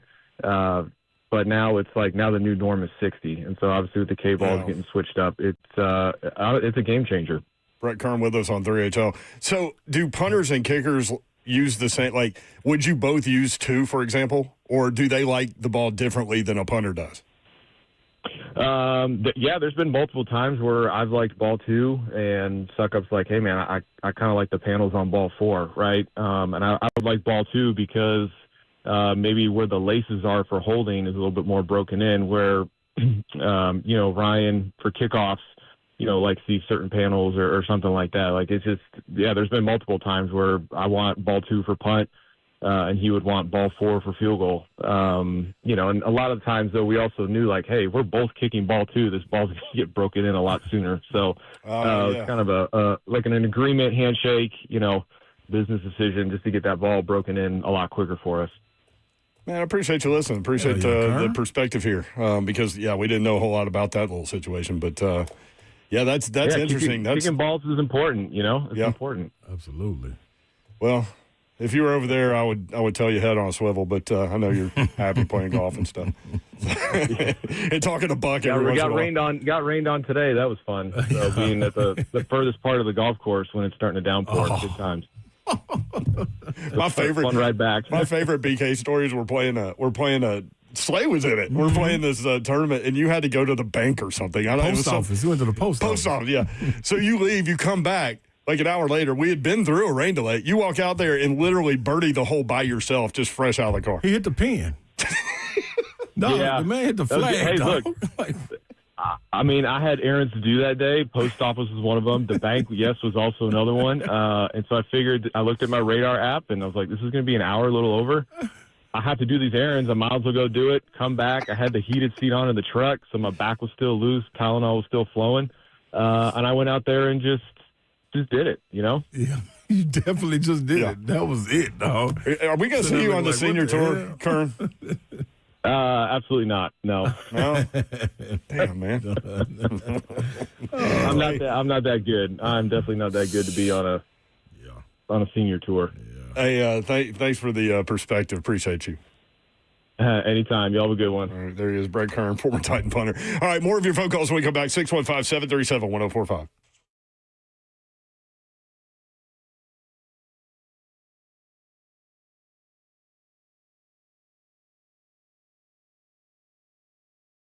How about that dramatic of a difference between a quarterback ball and a kicking ball? Lucky to get 50 as opposed to 70. That's amazing. Football season is snack season, man. Maybe you snack when you get nervous. Maybe you snack when you get agitated. All these things will probably happen as you watch football, so do it the right way.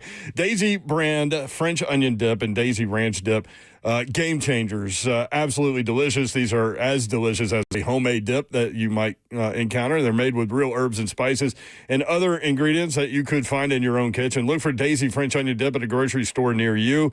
And look, man, you have the game thing figured out. Maybe you got multiple TVs in your living room. You need the snack thing figured out as well. New obsession, Daisy French onion dip. Check it out. Also, Daisy Ranch dip. You can't have chips without dip. Having said that, choose the best dip. Daisy French onion dip, Daisy Ranch dip, the best. So great. And the perfect complement to all of the games that you will be watching.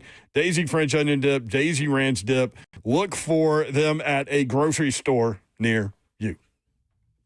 What's happening, good people? Big Slay coming to you with Low T. And I got a combined effort by Synergix and Low T to make sure your T levels are right where they need to be so you can see the gains in the gym that you want to, so you can see that physical and mental change to your body. Also, get that energy back where it's supposed to be. And get your spouse understanding, hey, like newlyweds again. You figure that part out. You'll be crushing it at the gym, at work, regardless of where you are. All you got to do is go in and find out exactly where your T levels are. You get your results back in about 20 minutes because they have on-site labs, people. That doesn't happen everywhere you go. It's going to be a lot of people that's having knockoffs and trying to get where low T is. Just can't get it done like that.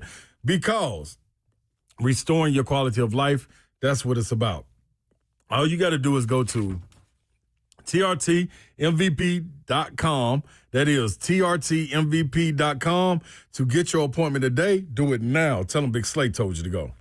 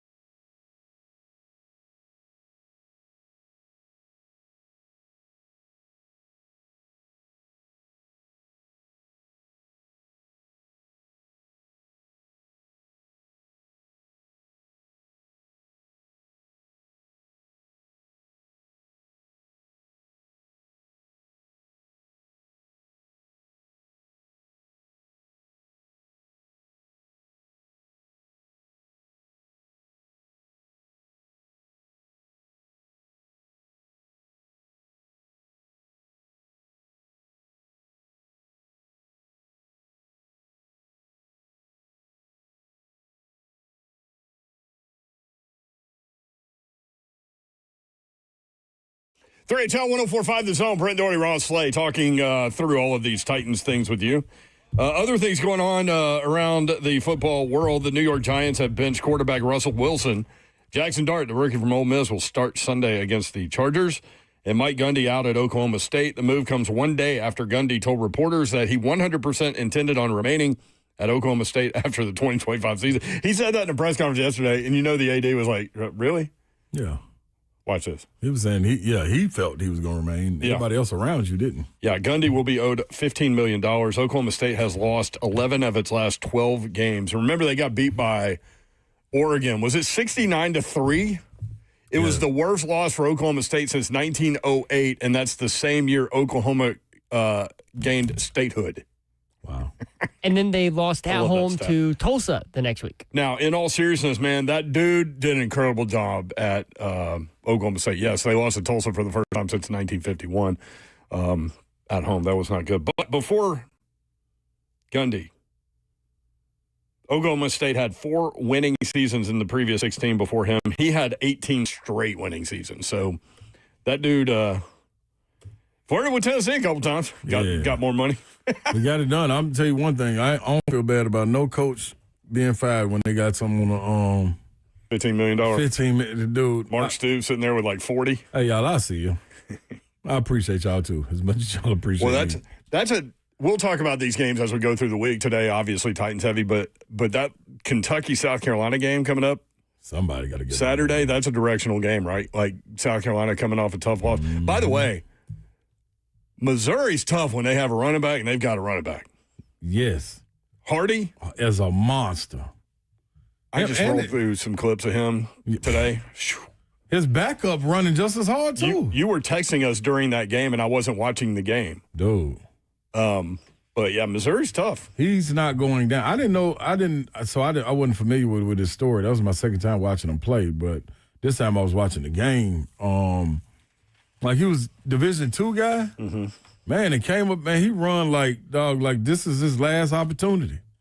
Like there's not one person that's going to bring him down. First hit. Runs mad. Man, you're not bringing him down. That man is gone. Ahmad Hardy, 138 yards and a touchdown against South Carolina. Yeah. You love what Mateer's doing. You don't love what Aguilar's doing. You got some guys at A&M, Marcel, a couple receivers, Brazel, but right up there in that conversation with SEC Offensive Player of the Year, Hardy is right there in that conversation. By the way, you mentioned John Mateer suffered a thumb injury on his throwing hand. He'll miss at least 3 weeks. Had surgery today. That's a tough break for them. 615-737-1045. G-Money in Nashville. G-Money, what up, man? Man, how in the hell did we go from Titan colonoscopy yesterday to on Tuesday we getting a Titanic catheter? Man, bro, we done went from dumpster juice to skunk spray. I mean, we are straight gum under the table. You hear me? Yeah. Man, listen, I woke up thinking we was going to get some good news. And then, after hearing Callie wasn't fired, he was giving a play call. I went downstairs, poured me a little Eagle Rare 10-year. I'm like, I got to have me something to take the edge off. Now, after hearing them trade Brownlee, man, this drink tastes like E&J or Paul Masson. Man, that drink too raw. Man, now listen. I love you go great bourbon at 11 o'clock in the morning. That's awesome. Yeah, man, listen, the Titans will make you do that, bro. Yes, they will. Listen, I'm looking at the schedule, fam. Bro, I don't see a win on this. I don't see a win this year. You got the Texans, L, Cardinals, L, Raiders, L, Patriots, L, Colts again, L. Boy, that drink getting too raw right now. Chargers, L, Texans again, L, Seahawks, Jags, L, Browns. They just beat the damn Green Bay Packers. That's an L. 49ers, man, come on. L. Chiefs. Don't even think about it. L. The only one I could potentially see is the Saints. Man, you ain't lying. That's the one game that they may not be an underdog in. Bro. They're 7.5-point underdog at an 0-3 team. Man, listen. Somebody, big fight. We need to go back to the well. We need another benevolence offering. Put us on the prayer list or something, man. That's all I got, y'all. All right. CG money. Hey, man, I'm going to be real, man. I think we're on the sick and shut-in list right now, boy. Titanic catheter. We're going to have to get a couple of members to gather up in the church van and go visit somebody because that's where we're going to be at. 615-737-1045. Noah is in the borough. Noah, what up? What's going on, guys? What's up, Noah? What you got for us positive, brother? Well, nothing positive because as a Titans fan, y'all was talking about a 7.5-point underdog. I still might take the Texans minus 7.5 against us, which is sad. It is. You ain't worried about the more than a touchdown thing in an NFL game. And no, my main question is, two teams with the same record. Help me understand. We relinquished play calling duties to Bo Hardigree. Yes. Cool. Quarterback's coach, got some experience. Yeah. What is Nick Holt's job? I'm just curious. Not that I necessarily want him calling plays, but if it's to keep the seat warm, I'll take that job next year if I don't have to call plays or if I don't have to do anything. If it's just to keep the seat warm, I'll take it. But somebody please explain to me what his job is and what he does when we just skip over him to give the play calling duties to Bo Hardigree. I'll hang up and listen. In all seriousness, he's got game planning responsibilities and installation responsibilities as well. But I understand what the caller's saying. I get it. We're not supposed to understand the inner workings, but all we can understand as fans is sometimes what is on the surface. And what we're seeing on the surface, it doesn't add up or make sense to us. That's all. Trading Brownlee makes no sense to me. Something had to happen. Are we going to find out? No. Both y'all are shaking your head. Y'all don't think we're going to find out what it was? We're going to get coach speak and wish him well, and let's move on. There's no way I would let y'all know. Did Brownlee sign an NDA? Because my man's going to go to the New York media here in a second. Yeah, I wouldn't know. And that's the first question they're going to ask is what happened in Tennessee? Because he's going to start for him. Don't burn bridges, but yeah. No, but one thing he's always been, he ain't held punches. It'll be interesting to see what his answer will be because he's transparent. He say about his own game, about everything. Everything. I remember talking with him last year in training camp. Brett Bryan was talking with him, and Brett was like, "What are you working on? Different college pro, all that." And he said, "Man, eye discipline. Yeah, is really hard for me right now." Yeah. I was like, "Wow, okay." He let it be known. 615-737-1045 at 3HL1045. We got something positive for us on the line. You think somebody's got positive? Real quick, so he was asking about the last caller was asking about Nick Holtz. And what he does. So Callahan kind of broke down responsibilities for special focuses for the offensive staff. And Nick Holtz was in charge of just the base offense. So just their core stuff, what they run. Bo Hardigree was in charge of third downs. Now he's going to be doing play calling.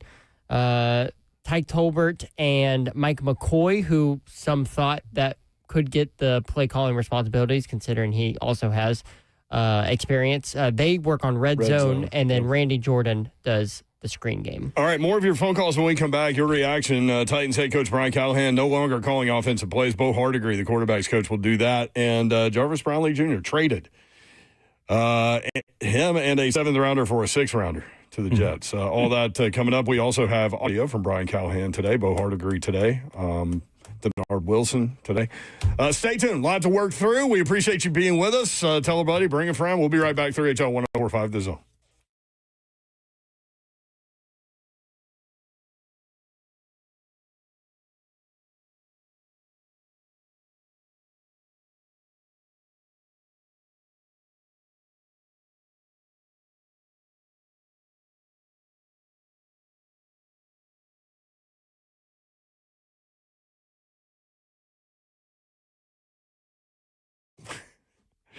Oh, it's a fun day here on 3HL, and it's a fun day when you have Daisy Brand French Onion Dip and Daisy Brand Ranch Dip as well. These dips are game changers, and they will be what you need, man, when you're dealing with whatever your football team is throwing at you on the weekend and maybe on Monday night. Good one last night. Boy, Derrick Henry was fired up at one point, slamming his helmet down.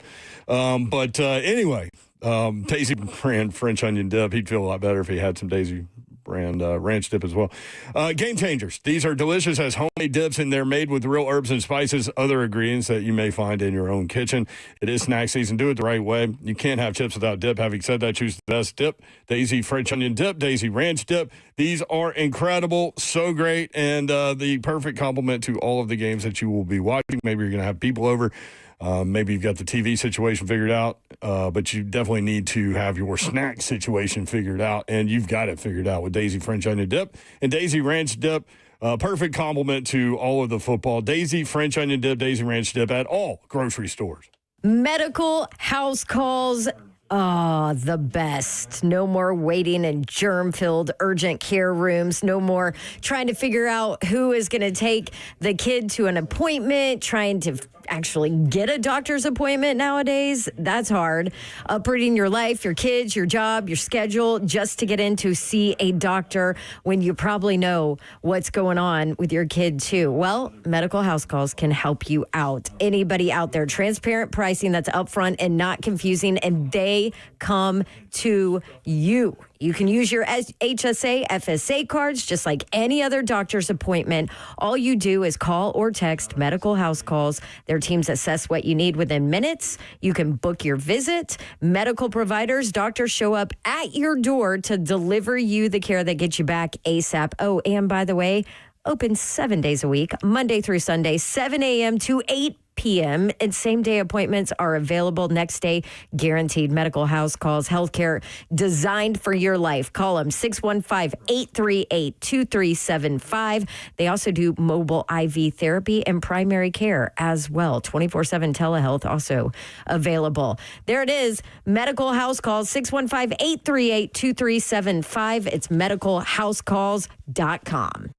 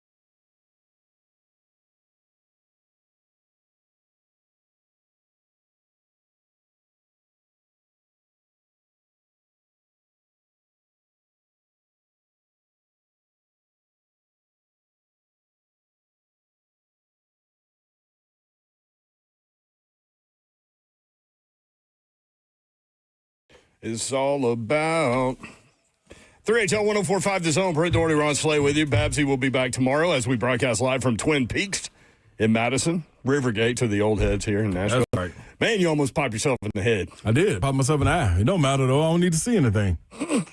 Probably safer not to see anything. See no evil? Yep. Hear no evil. Speak no evil. Perform no evil. If you're the Titans franchise. Brian Callahan today. He normally doesn't talk on Tuesdays, so when it came out that he was going to address the media before the coordinators, immediately we started talking like, okay, he's giving up play calling or something. Like, I mean, what are we doing? I mean, it became pretty obvious. How does he feel about giving up play calling? Yeah, again, it's a pretty easy thing to do when it comes to trying to help the football team win and do the best thing for, what the job is. I got hired to be the head coach, and part of that process was being involved on offense, but my job is to be the head coach of the football team. And I think that this allows me to do that job a little bit better, pay more attention to some things that might require my attention and be more present. So all those things are normal. I think it's all part of where we're at. We're 0-3, and so we're trying to get better. And I think that's the same message to the players as it is here right there at this podium.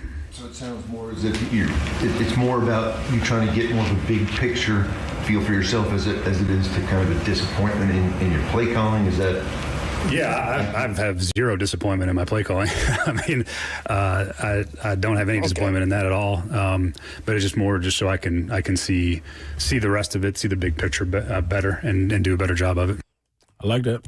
He tells you what he thinks. Yeah, I like that. And he laughed at him. Like, what the hell you talking about? I got a problem with my play calling, man. I'm doing this for something else, man. Trying to get us on the right track. I ain't like, listen, if it was up to me, I'll call every play all day, every day. I just don't want to do that right now. It's stuff like that. Like, whose idea was this? You know what I'm saying? You can't sell me on this was Callahan's idea. I just like him being assertive on it. Mm-hmm. Like, that's the same thing we was talking about. Like, if you get the fourth down, dude, just go. He just went. I'm cool with the same energy right there. Do that in the game. That's right. Bo Hardegree, quarterback's coach, will be the play caller. So Nick Holtz, the offense coordinator, gets passed over. Bo Hardegree was an interim play caller for the Raiders in 2023. You can go back and look through that, but the stats dramatically better with him calling plays over Josh McDaniels that season with a rookie quarterback, which he'll have now. But Bo Hardegree talked about his philosophy as a play caller. Philosophy as a play caller. Protect the ball and win and score points. That's it. Hell yeah. Go America. Protect the ball and score points, like. That sounds like a good job. That's a good idea, isn't it? Mm-hmm. Should do that. You approve that message. Everybody He makes it seem so simple. Everybody should aim for that right now. They got me over there speeding and everything, man. Come on, man. I love that. I didn't realize that answer was that answer, but that's good. That was a good one. I like that, dog. We should keep that one. Yeah. Definitely keep that one. Especially if they get shut out or something. Oh. Sorry, Slade. I mean, I have fun with things. You know me. 615-737-1045. G Money earlier said we went from Titanoscopy Monday to a Titan catheter Tuesday. Yeah. That's a barrage of imagery. 615-737-1045. KC in Rockville. KC, what up? What's going on, y'all? Hey, just wanted to call and say, I know it took Coach Callahan a lot of self-reflection, and 0-3 is not a good start, and I know that's what he came in for, is to be a head coach, and kind of like what he said, he wasn't disappointed in his play calling, but he had enough self-awareness to say, hey, I need to step back and learn to really manage the game, and I'm going to relinquish my duties. But everything I've kept hearing today through all this, even though he's giving up the play calling, is, he's got to get let go. He's got to get fired. This is a scapegoat. We're already looking towards the future. Who's the next head coach? Go get, whoever. But what happens if they go to Houston, who's an 0-3 team, just like us, and they win? And only takes a little spark to get a fire going. And I'm not saying that they're going to go through and, to Super Bowl or anything like that. But what I'm saying, though, is what if the tide, you start to see it turn and be like, hey, maybe that's just what it was. It would just be a spark to get everything going and relinquishing the play callings, and maybe he doesn't get fired. Maybe that leads to bigger and better things. But does he get that opportunity or is it already, hey, we're gonna go with someone else calling the plays, and we're gonna go ahead and start looking for another coach? Thank you, Casey. There's a lot of optimism there from you, brother. And no, I mean, if they wanted to fire him this week, they would have done it. I mean, sports is the ultimate meritocracy, and I mean, we talked about it yesterday. Miss Amy fired a coach after a playoff win. Yeah. Yep. And what this does, and Slay, you brought this up earlier, there are no more stopgaps now. Yeah. So he's got no rope. Yeah. Casey's right. You go out there and win some games, you still control that to some extent. Yeah. And this isn't all coaching. There are severe roster limitations, and you keep bringing that up. Yeah, you just in this situation, you're no longer being threatened to walk the plank. You're on the plank. Like you like it's nothing to the side of you but water, nothing to the left side, nothing straight ahead. Turn around, ain't no but a sword right there in your back. So you either win or you jump right off this plane. There's no return, dog, without wins. So you're there. They all know that in that business. Yeah, it's part of it. So I mean, I don't know what type of writing needs to be on the wall. Whether he made the decision, was part of the decision, or like he said, I do think it did take some self-reflection, and that's what he preaches, the accountability. We saw that coming out of the Denver matchup. Yeah, and so maybe he did make this decision. And it wasn't told to do it. Great. I don't know. I hope it works. I do too. I would love to see them win 14 games. No. In a row. We ain't going to do that. I would love to see it, though. No, dude, that'd be the greatest story ever in the NFL history. Ever. If they did that. To go what we've seen for the last 3 weeks, with 14 in a row. With what you got out there on the field, because we don't know if Sweat going to be there. We don't know if Latham going to play. Brownlee gone. Big Jeff, I don't even want to talk about that, but it's just, hey, man. Yeah. Well, I love how you just went through Brownlee gone. You imagine how many people just turned us on and didn't know that they've traded Jarvis Brownlee Jr. to the Jets. Yeah, he gone. For a 6th-round pick. Oh, yeah, there. And they had to throw a 7th-round in to get a 6th-round pick. Tighten up, don't lighten up. And he was a 5th-round pick. Yeah. Hey. Yeah, Mr. Keefe, I see McCreary is greater than Brownlee Jr. Yeah, but they just play different. They play different positions. That's the other problem. Remember, we tried McCreary on the outside when everybody was hurt. Why does one have to be better than the other? I mean, let's use them all. We need them all. Not like Sophie's Choice here. Yeah, we have no depth. Again. Which is a terrible movie. Don't watch it. Now we got reserve guys coming in as starters. What is expected to happen when a guy that you can go grab off of a practice squad or something, and now he's your starter? What do you expect to happen? What was your reaction when you found out that Zeitler was also out? That right there, yeah. So Buck got the inactive list at 10:30, and he was sitting right next to me. He's like, "Well, I just got the inactives," and I was like, "We needed to break." I was like, "Okay, we got it when we come back." And he was like he looked dumbfounded, like he'd been hit with a baseball bat. Yeah, I couldn't believe the entire right side of the offensive line. Like this is, man. I hate that Babsy says don't say that it can never get worse because it continues to get worse. It's no way. We need to give her a shirt that says that. Or it doesn't say anything, it reads. All right, 5 o'clock hour coming up, and yes, we will play Crazy Titan Lady again if you missed it. Absolutely. She's preaching. Take more of your phone calls if you want to let it out. There is one line open, 615-737-1045.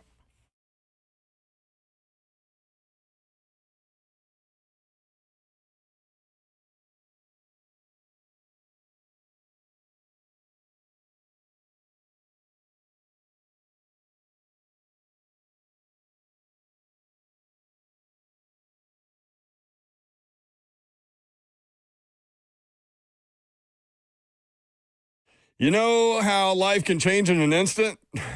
More ways than one. But our friends at Bart Durham Injury Law have a message for you. A car wreck can throw everything off. Your job, your bills, your peace of mind. That's when you need our good friends at Bart Durham Injury Law, and it's easy. Just get this phone number into your phone. God forbid anything happens, you will know exactly what to do in the moment, even while your head is spinning and your world is changing. 615-242-9000. 615-242-9000. They are there when you need them the most. Marine veteran Blair Durham and his team have been fighting for folks in Tennessee for years, making sure insurance companies pay up insurance companies pay up when they're supposed to, how they're supposed to, as much as they're supposed to. No upfront cost, no waiting around, just real people making sure you get what you deserve. Again, BDIL, Bart Durham Injury Law, their phone number, Blair's phone number, 615-242-9000. They are here 24/7 and ready to fight for you. That's 615-242-9000. Blair and his team have been doing this for years, helping Middle Tennesseans, and they are ready to help you out as well. Just get this phone number into your phone. Blair's number, 615-242-9000. That's 615-242-9000.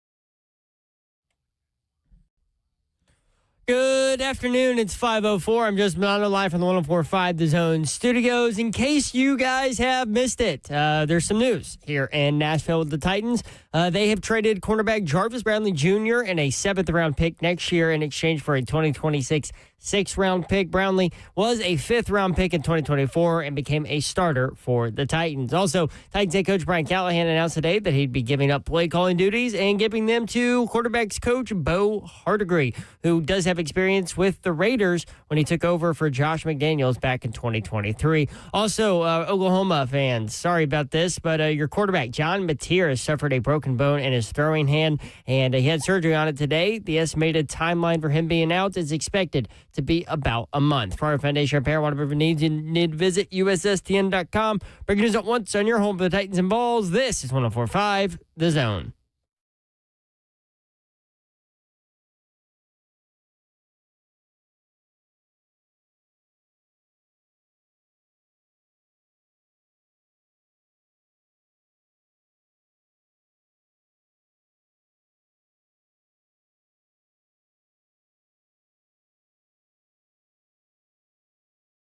3HL 104.5 The Zone. Brett Doherty with you on a beautiful Tuesday. Hope you're having a great day. Appreciate you guys hanging out with us. A lot going on, obviously. Titans head coach Brian Callahan will no longer call offensive plays. Quarterback coach Bo Hardegree will handle the play-calling duties. Also, the Titans have traded Jarvis Brownlee Jr. and a 7th-round pick for a 6th-round pick to the New York Jets. That going on today. Babsy will be back tomorrow as we broadcast live tomorrow, Wednesday, from Twin Peaks at Rivergate. Slay Dog is here. I'm in the building.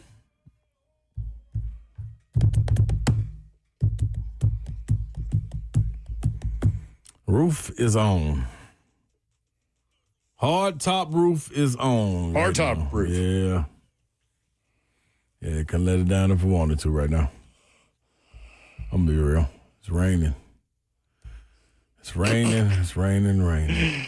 Not outside, but over the Titans. Since Zephdog gave you the Rocky Top little intro there, Kim Caldwell confirmed that Ruby Whitehorn will be on the team. She's been on the team. They started practice today, and the men did too. Basketball season 6 weeks away. Right there around the corner. Going down. For real. Executive producer of 3HL is Zephdog. What's up? If you want in, 615-737-1045.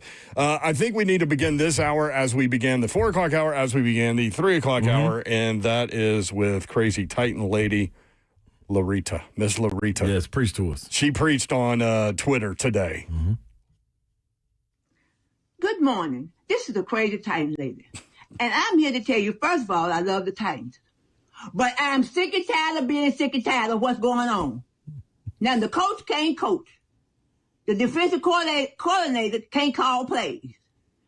The pros that's been there for a while, have been playing for years, can't even catch balls. They can't tackle. They can't do nothing. They're dropping balls. They're doing all this mess that don't make no daggone sense. It just don't make no sense. The players that have been playing long is doing what they're supposed to do, and the rookies are halfway doing what they're supposed to do. The quarterback is doing what he's supposed to do, and he's a rookie. Now, what's going on? Something has got to give. It don't make no sense for everybody. They been going out there in that hot heat. I haven't even been to the games the last 3 games because it's too daggone hot. The last two home games I haven't been because it's too daggone hot. And I'm glad because I sit in my Titans game where it was cool. You need the song. And to watch that mess like that, it don't make no sense. They need to tighten up and don't lighten up. And somebody got to do something. They need to tighten up and don't lighten up instead of lightening up and not tighten up at all. I mean, this is a mess. Tighten up.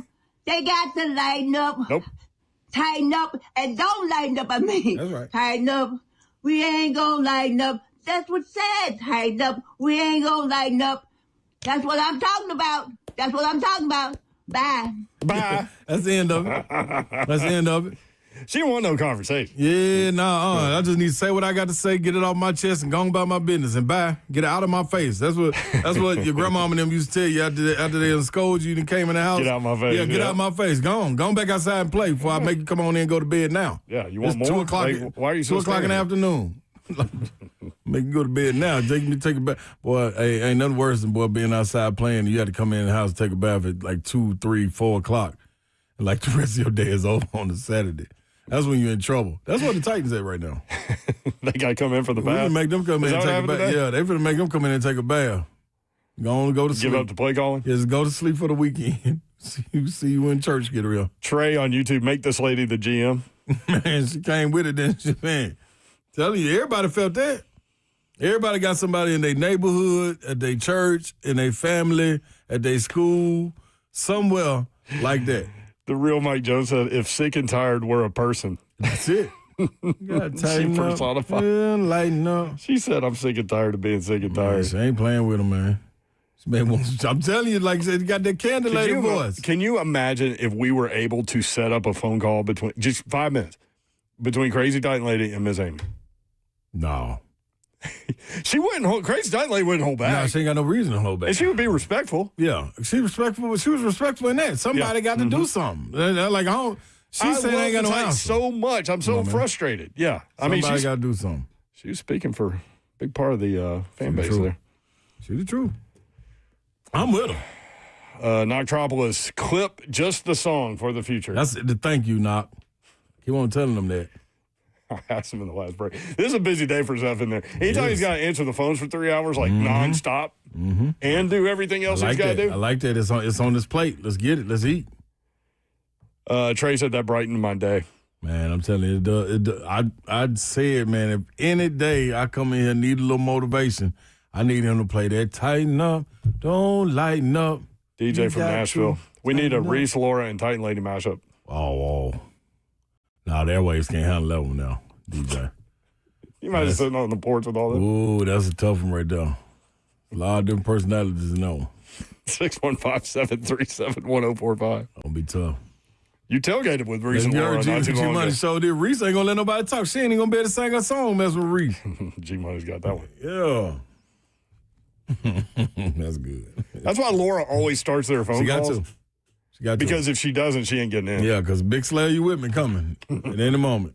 Were they like that at the tailgate? Absolutely. Nope. Man, he went. No, he let Laura start it off, but then it was Big Slayer. Big Slayer, you with me?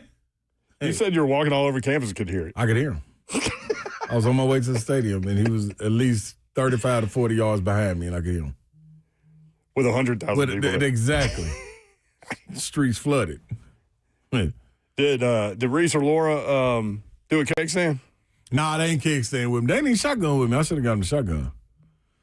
Shotguns just happen so sporadically. I did see the video. I think it was Pan involved and Bert? Yep, they did one. You and Emily. Yeah, me and FF, we ain't going to play. Y'all are so fast with the shotgun. Yeah, we ain't going to play. Like, she's right there with you. Speaking of, shout out to Bobby Graham who sent us the Crazy Titan Lady video. Yeah, Jesus was on that. Darrington out east. D, what up? What's happening, my man? My good fellas. Yeah. Now, listen, I think Jarvis Brownlee, I think he traded this up that day. He was at the locker room, and the reporter said, you going to change anything about your game? And he kept getting all them flags called on him. And he said, I ain't going to change nothing. I'm sorry, young man. In this league, you better accommodate to what these referees say, because they will dictate a game in a heartbeat. So you better change something. But, hey, he got to learn that.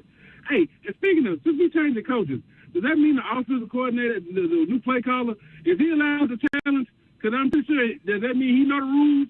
Or is he allowed to manage timeouts? Because if we make sure we get the right ball in on the right time, is he allowed to do that? Because if that don't change, then it don't even matter what happens. And then another thing, a cool, interesting Titan fact. Did you know that Calvin Ridley likes in the wintertime to go with no coat and shorts in the wintertime? He also doesn't believe in getting immunizations because he believes he ain't going to catch nothing. Y'all have a good rest of y'all day. It took a while to get to that one. Yeah, you got to it. Darrington out east. Appreciate that, Darrington. 615-737-1045. Crazy Titan Lady does call the show every once in a while. Yeah. It's been a while, though. In a minute. Dude, this how crazy and in disarray the fan base is over the Titans. Our guy, was it on Buck Show? No, Titans Talkback. He called Titans Talkback. Stoney, Zach, and Dr. Dyson. Mm-hmm. Puncture Lung Tony. Oh, Puncture Lung Tony did. I remember you sending a message about that. Dude, I was on the chat going crazy like, hey, man, that's Puncture Lung Tony. You know it done got serious. Tony done called in, and he was going down the line telling everybody what he didn't like. I was like, man, y'all just got to let Puncture Lung go, man. Don't nobody interrupt him. But they had to, I think that was the last caller today. I said, man, we pulling the old school Titans fanatics out. That's where we are. Yeah, y'all done made the big dogs come out and talk. I still don't understand how the hell Jarvis Brownlee Jr. got traded. What did he have to do to get traded for a worse draft pick than what they used to get him? Yeah. Second-year guy on the right. People are talking about penalties. I don't give a crap. That dude's got skill, and he will learn. Mm-hmm. And you get ready to walk into a formidable opponent, rival, where this game right here, your next game is always your biggest game, but this game is the biggest game of the season for them. Can we play Puncture Lung Tony's call so people understand why he has the nickname of Punctured Lung Tony? He was being unintentional, but it's like the innuendos are just ridiculous. Mm-hmm. And so my friend Jeff, his wife had a punctured lung, and so he was going through it, and I think it was Tony Romo that had a punctured lung, and so he was kind of comparing the two and going through both situations or whatever, but this is why Puncture Lung Tony got the nickname Puncture Lung Tony on 3HO. The question I would like to ask about the punctured lung is that in order to puncture something, it has to be penetrated.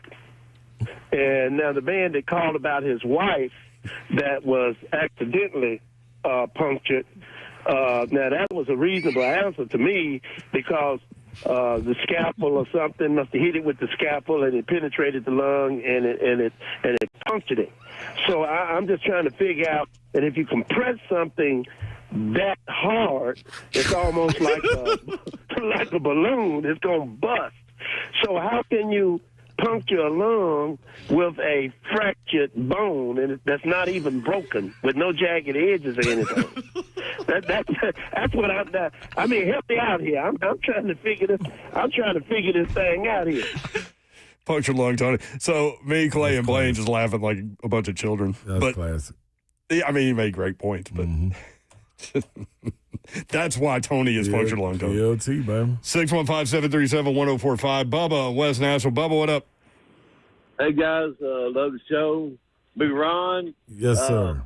Know you went to PCH. Mm-hmm. And I was there a little bit before you with Fitzgerald first come in. Okay. Anyhow, I think the best thing for the Titans to do is, hate to say it, tell Miss Amy just to sell them till she gets out of there. I don't think the Titans are going to do anything. Thanks, guys. Man, no doubt, bro. Thank you, man. Darn, man. I want to sell, though. Yeah, let's not sell, man. Let's hold on. Let's see if we can just get it right. You sell it, and then they move right out of here. Yeah. Ain't no question. 615-737-1045. Misty and Bon Aqua. Misty, what's up? Yeah, we're going to Misty. What's up, guys? What's up, Misty? You know, we had 8 penalties for 68 yards. Yep. But what got me was the amount of booing. It was just absolutely ridiculous about the amount of booings. And then we had Indianapolis coach fans sitting behind us. The whole time they were sitting there saying, well, we ain't going to have to worry about, having to spend a lot of money on tickets next year because the opponent's going to be the only ones that's going to be here. That's true. Darn, Misty. You just put it right. You just put it right there. Matter of fact for us. But yeah, but that's what they were. That's what they were saying. We don't have to worry about not finding tickets. Yeah. Because the opponents are all going to be the only ones that's going to be there. That's real. I mean, at least the stadium was all blue. Well, yeah, but I mean, blue and booing. Blue and booing. What's funny is you're not even emotional about this. You're just kind of, like Slay said, you're just kind of matter of fact about it. I mean, and I felt bad for Mike Keith when they come out to honor him. I mean, the amount, they were still booing as the Titans were walking out and going into, I was just like. Yeah, we were kind of talking about that because so Bert took it at the podium. But I was wondering if Miss Amy was going to speak, because if she would have gotten booed right there. Yeah, no need. Oh, it was just, I mean, I've been to Titans games where there's been booing, but the booing was just outrageous. Thank you, Misty. It was definitely loud, especially going into halftime. I wonder, remember how they said they were close on a decision to maybe move past Brian Callahan in the offseason? Yeah. I wonder if those discussions happened. I wonder how close they were this week. That's a good question. And that's why the play calling thing happened. I mean, I don't know. I thought you made a great point, though. There is no more rope. Nah. Once you give up the play calling as a play calling head coach, you got nothing left to offer when they're like, well, we're going to move in a different direction. Well, hold on. I'll do this. Like you have nothing else to do or say. We get somebody else to fill that void. So, but the opportunity for Callahan is that he's still the coach and they can go win a game this weekend. Yeah, got to show it though. Got to show it. The fact that they have the same record as their opponent and they're a 7.5-point underdog is mind-boggling. I mean, I understand it, but like that usually, when I say mind-boggling, that usually does not happen. Right. There are definite reasons, and I get it, and I ain't betting it. But let me see what the money line is. They were 2-15 against the spread last year, which was the worst on record. It's a shame. 615-737-1045. More 3HL coming up. If you want in, jump in there. Jump on in there. We'll be right back.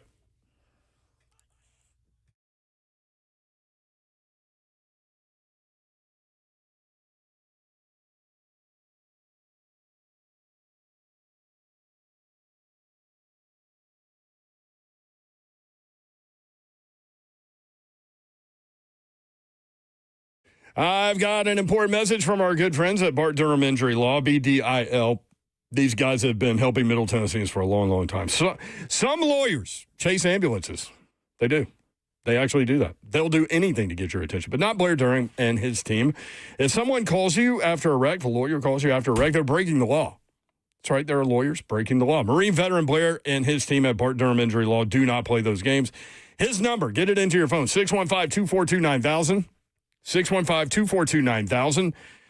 And when you make that call, they will answer. They are local, Bart Durham Injury Law, trusted and ready to fight for you. No gimmicks, just a team that's on your side from the start. So if you or someone you love is ever in a wreck, or maybe you don't experience that, but hopefully it won't happen. But just in case, get Blair's number into your phone now, 615-242-9000. That's 615-242-9000. Local, trusted, and ready to fight for you. 615-242-9000.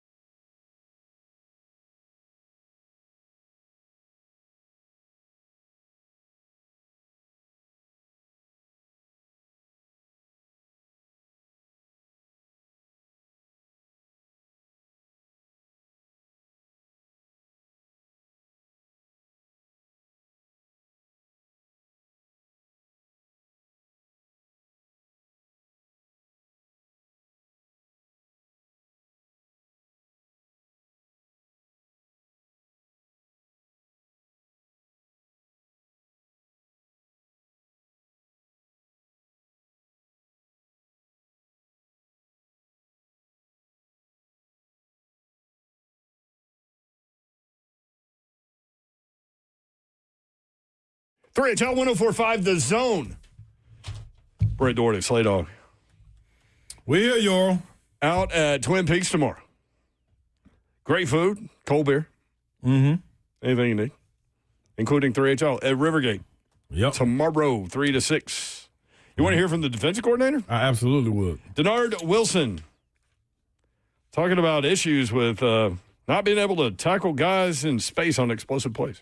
Like I say, the explosive plays have happened, and a lot of it is for our safeties. Our safeties are the last line of defense, and they got to get players down. I mean, there's no excuse from me or the players. We know those plays should have went down. Nakua, we had him for a tackle for loss on 4th and 1.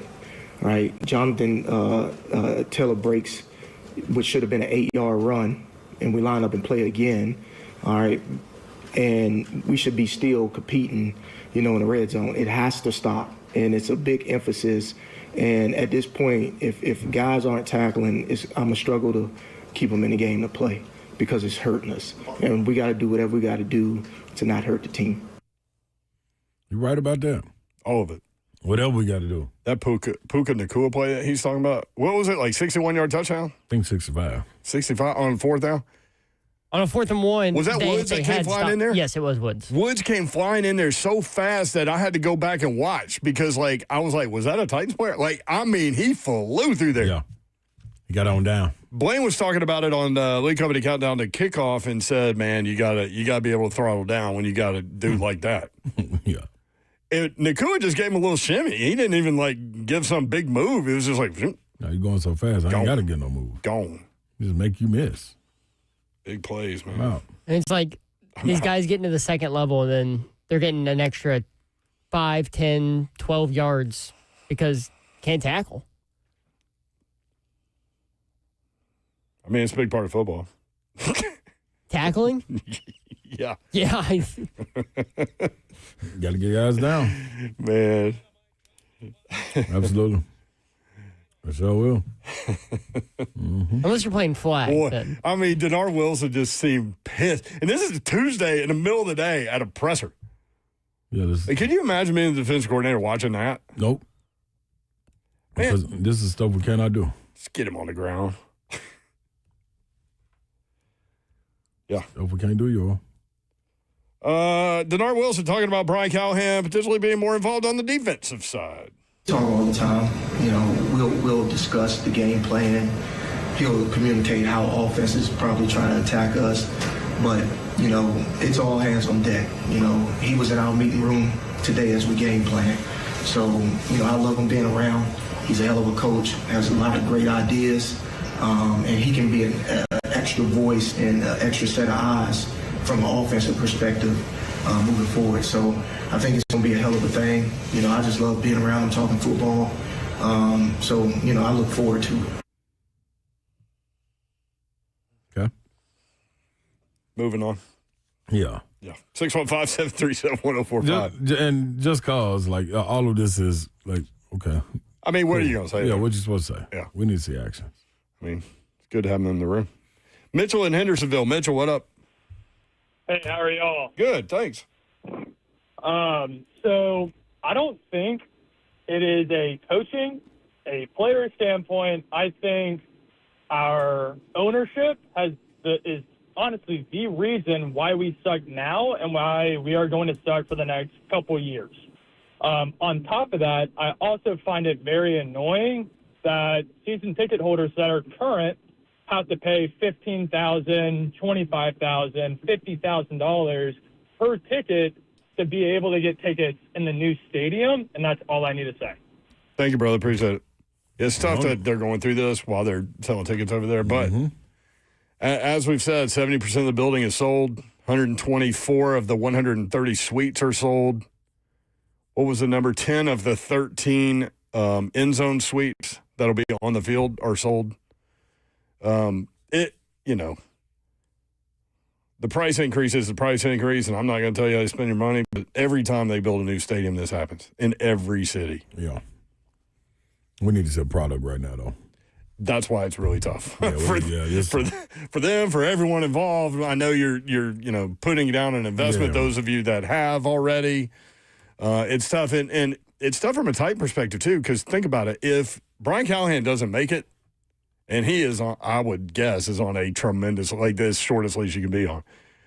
If he doesn't make it, then you're hiring a new coach for a lame duck year in the last year of a stadium before you go into the new stadium. Yep. You gotta find a way to make people believe. Sorry, you're not giving any belief out. Not even. Thank goodness they ended up with the number 1 overall pick and took this guy that the city loves. Yeah.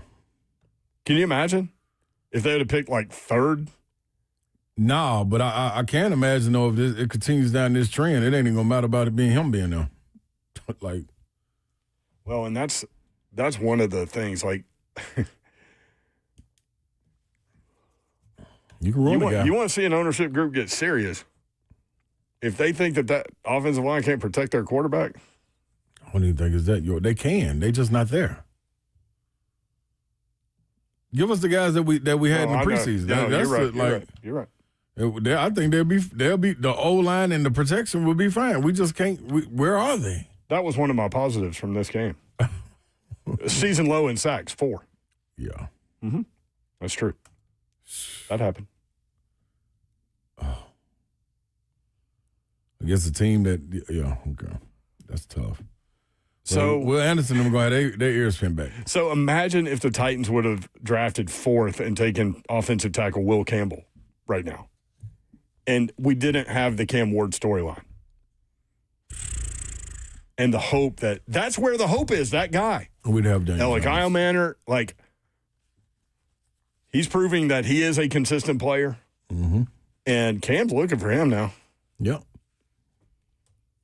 615-737-1045. That's the only thing for me, the positives are so few and far in between. I'm not even a negative guy. I just can't see anything else. Sean in Nashville. Sean, what's up? Hey. Nice. Thanks for having me on. What up, Sean? This is my first time calling. Hey, man. I got to give you a little background. I was born in D.C., so I'm a Washington Commanders fan, first and foremost. But I grew up in Alabama, so I'm a Roll Tide. But I'm first moved here in Nashville in '99, so I like the Titans. My question to you guys are, what is the best case scenario for the Tennessee Titans? In my opinion, I would want them to lose every game. And for the simple fact, now you even laughed when you said it. Yeah, listen to me, but. Because truthfully, I believe Cam Ward is a competitor and he loves to play. Mm-hmm. And I see him losing faith in his teammates and his coaching staff. And so, I play ball. As a player, if you pass the person a ball continuously and he turns the ball over, you stop passing him the ball.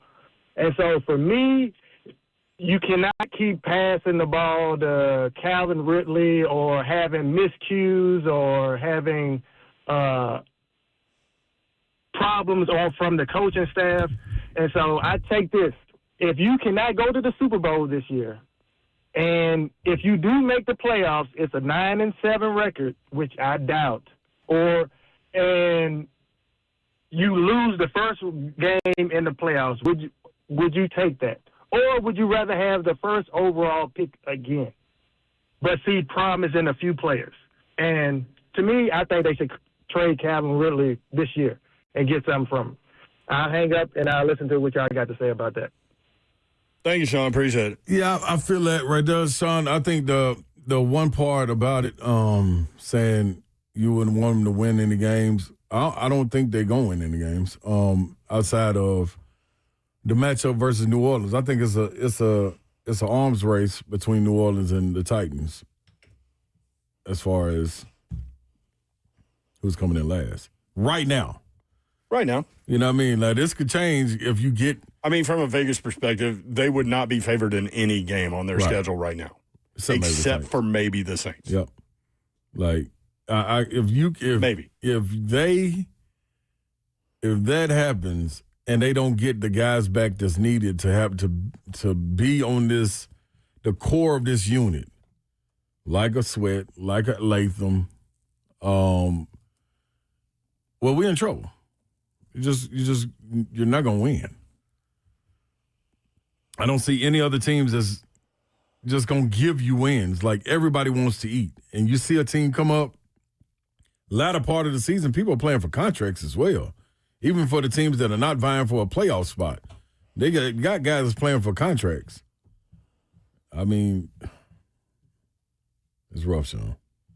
615-737-1045. You know what Sean's call made me do? What? Go to NFL Mock Draft, CBS Sports for 2026. See, and I told Rick Gore to be out there in the hallway. I said, man, I'm not going to do that. I said, I can't. They have the Titans picking second. Do you know who they have? Obviously, you don't. Ruben Bain Jr., edge rusher from Miami, who is a stud. He had 10 pressures by himself against Florida. 10 pressures by himself. You know how many pressures the Titans had against the Colts? 10 as a team in the NFL. This guy had 10 by himself. 0 tackles for a loss. This is what they write about him. Bain has been the most dominant force in all of college football this season against the two Power 4 tests on Miami's schedule so far, Notre Dame and Florida. Bain was unblockable. His power and bend off the edge will look great next to the Titans interior duo of Jeffrey Simmons and T'Vondre Sweat. If they're here. Yeah, Jason Taylor working with him, boy. You can see. Yeah. That motorcycle bend on him is real. Yep. You can see it. And, like, the very next play, they kept showing it over and over. The very next play ran right through the tackle and pushed him into Lagway. Sure did. Stud. But I don't know why they don't have Titans picking number 1. They have the Browns picking number 1, even though they beat, I guess maybe this came out before they beat Green Bay. But they have Fernando Mendoza, the quarterback at Indiana. If y'all haven't seen him play, he's fun. He's the current Heisman favorite now that John Mateer is going to miss several weeks with that hand surgery. Do you have that list in front of you?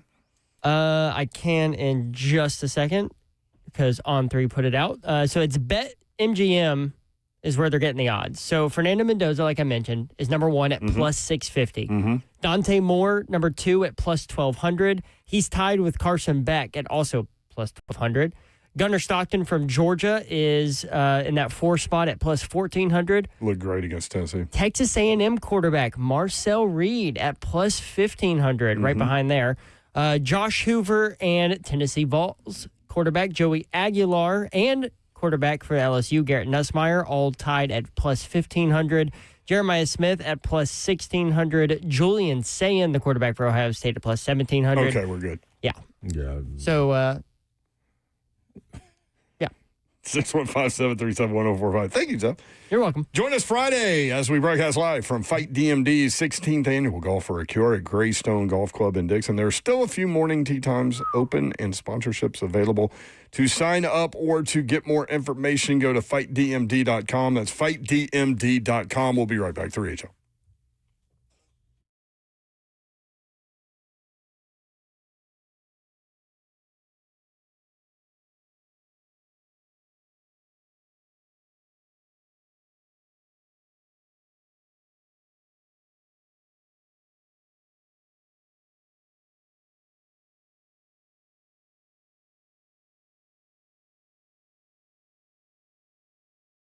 I want to tell you about my friends, our friends at Brentwood Jewelry. BrentwoodJewelry.com is the website. All of their jewelry items are there. They've got so much from which you can choose. They'll be able to help you with anything in terms of your gifting opportunities throughout the course of the year, or maybe you're going to buy for yourself. They've got everything. For more than 50 years, Brentwood Jewelry, proudly serving the Middle Tennessee community with exceptional style and exceptional deals every day. The Imamali family does great work. And talking with Salem a couple weeks ago, relationships are what's important. And he is right about that. That is for sure. And you'll feel that when you go in there to Brentwood Jewelry. Support local. Shop Brentwood Jewelry. Brentwood Jewelry, here to help you pop the question.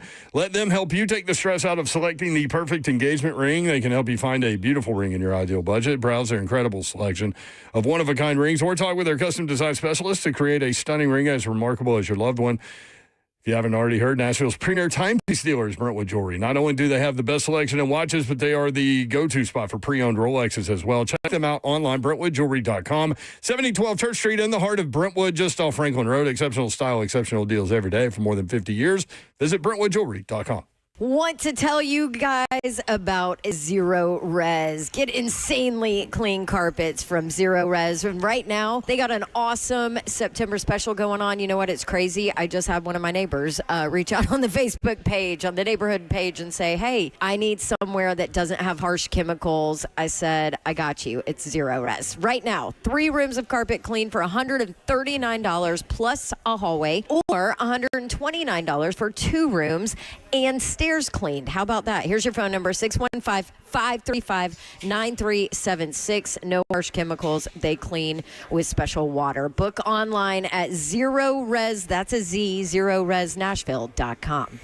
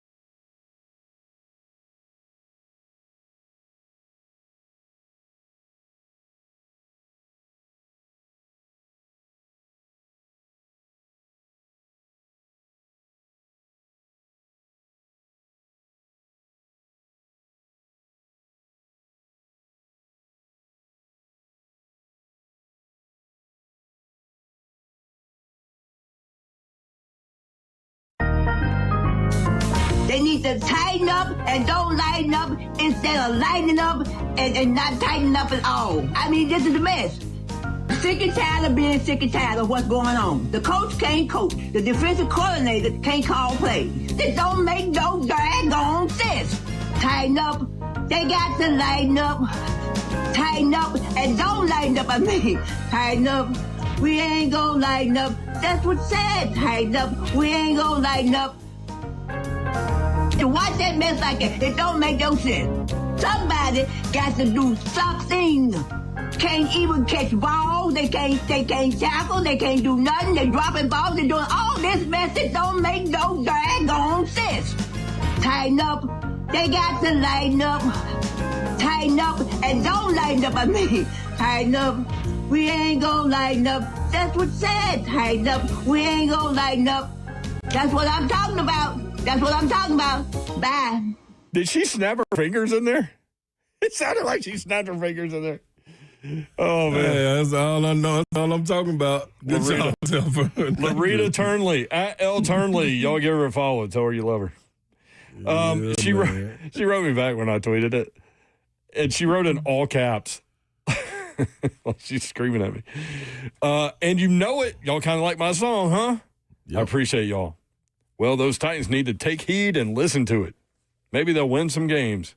And the coaches need to turn in their resignation. Head coach and defensive coordinator. Hashtag tighten up and don't lighten up. Hashtag the crazy Titans lady. That's right. In all caps. I love it. Listen, everybody's saying they didn't like the beat. Listen, I'm very limited on what I can use and play over the air. Zeph, you did me proud. That is true. That's all that matters. No, that is true. Yeah. That's all that matters. Somebody asked for Eric B. and Rakim earlier. Dang. A really specific beat from the 90s. Good job, Zell. I'm proud of you. Yeah. Yeah, it gave me like a blues, like a funky blues type of vibe. So that's what I looked for in my very limited Holly catalog. On YouTube said, it don't make no dang gone sense. It don't. They ain't lying. Oh, man. 0. Robert, what running back did they sign today on the practice squad? Yeah, I forgot. Zeph, you have it. Yes, I can tell you. His name is Raheem Blackshear. Yeah. He's 5'9", 190 pounds, went to Virginia Tech. I knew it from Virginia Tech. Yeah. I was going to say, did he go to Virginia? Been in the league for 4 years. He's 27 years old. Yeah, that'll get us over the hump. That's the move we've been waiting on right there. Oh, man. Tighten up, don't lighten up, baby. Let's go. We're going to turn it around. That's the thing about it. You work through it throughout the week. We get to Friday. Get to Friday, get ready to roll into Saturday. And before you know it, all of us are back on board and ready to go cheer our guys on. That's right. I mean, we needed a day like this, and now we can analyze break down the game moving forward. No, we didn't need no day like this, though, Yor, but, I mean, we got it. Well, I mean, need to air it out a little bit. No, we did that yesterday. Today wasn't supposed to be what we... Like, if you step in dog crap and you walk in the house without knowing, I mean, it takes a little time to air it out. Yeah. I guess we got the shoes in there and everything. We didn't take our shoes off and put them outside. Yeah, these shoes are so bad you just throw them away. You don't even try to clean them. That's a good idea. So, do y'all think Jarvis is going to play for the Jets this week? I mean, it really don't even matter. Like, regardless of whatever he go do, we still here. Like, we still here struggling. Like, he's no longer our problem or He wasn't a problem. He was a solution that they said. Denard Wilson said that was a problem. I'll let Holden going in week 2. He did. Said we got to stop that. So it was a problem for somebody. He wouldn't have been gone. Yeah. The question is, what happened? That's what we need to know. Something big happened for you to get up out of here, and you're a 5th-round pick, and you are a starter. Yeah. And a leader on that defense. Yeah. Gave me indigestion. 3 HL bingo card. I'm sick and tired of being sick and tired. Tighten up, don't lighten up. You better believe it. Crazy Titans lady. Somebody says Slay, who deserves a shout out. I got a shout out for you at the end of the show. It's coming. We went from Titanoscopy Monday to Titanic Catheter Tuesday. Yeah, that's something right there, boy. G Money. Woo-wee. Life in the hospital is rough. It's an important part of the game. Zeph goes, tackling? Yeah. Yeah, it is. It is. That'll get us over the hump. Slay Dog. Signing black shirt at running back. That will. Maybe that's the move we needed. Wait, did you put the one Slay said that flew over your head? No, because I can't remember it. I remember this. It was a great line, though. That was the best line of the show. I remember. No, I can't remember it. It was like it was like something about like getting rid of talent. No. I do know. I know the premise of it. I don't remember. I'll have to find it. The premise ain't gonna make it. Slay, remember what you said? I never remember what I said. What's funny about doing this job is somebody ultimately, like 5 years from now, will be like, remember Slay said blah, blah, blah, blah, blah on like one specific show that just flew out of his head. Yeah. Like, no, we do not remember stuff. Like yesterday. We're on to the next thing. When that one guy tweeted at him that he had said the Bruce Pearl thing like 2 months ago. I did. You remembered that? I might have said, I said that at SEC Media Day, too. You've said it several times. I said it a couple of times. Yeah. Yep. All right. Well, look, whatever happens, we're always here for you. Man. To talk through anything. Hang in there, y'all. Together. We appreciate you guys including us in your day and in your lives. We do not take that for granted, nor do we take that lightly. Hopefully we can put a smile on your face today. Mac Talk is coming up. Stay tuned. We're at Twin Peaks, Rivergate tomorrow from 3 until 6. Come say hello. You got Pocket Jesus? I got my little Pocket Jesus with me. Nikki, Martha? I'll be to see you tomorrow. Physical therapy. There you go. Have a great night. Good night. God bless. See ya. Wouldn't want to be you unless you were getting a shout out. Titan Nation, stay strong, y'all. Stay strong.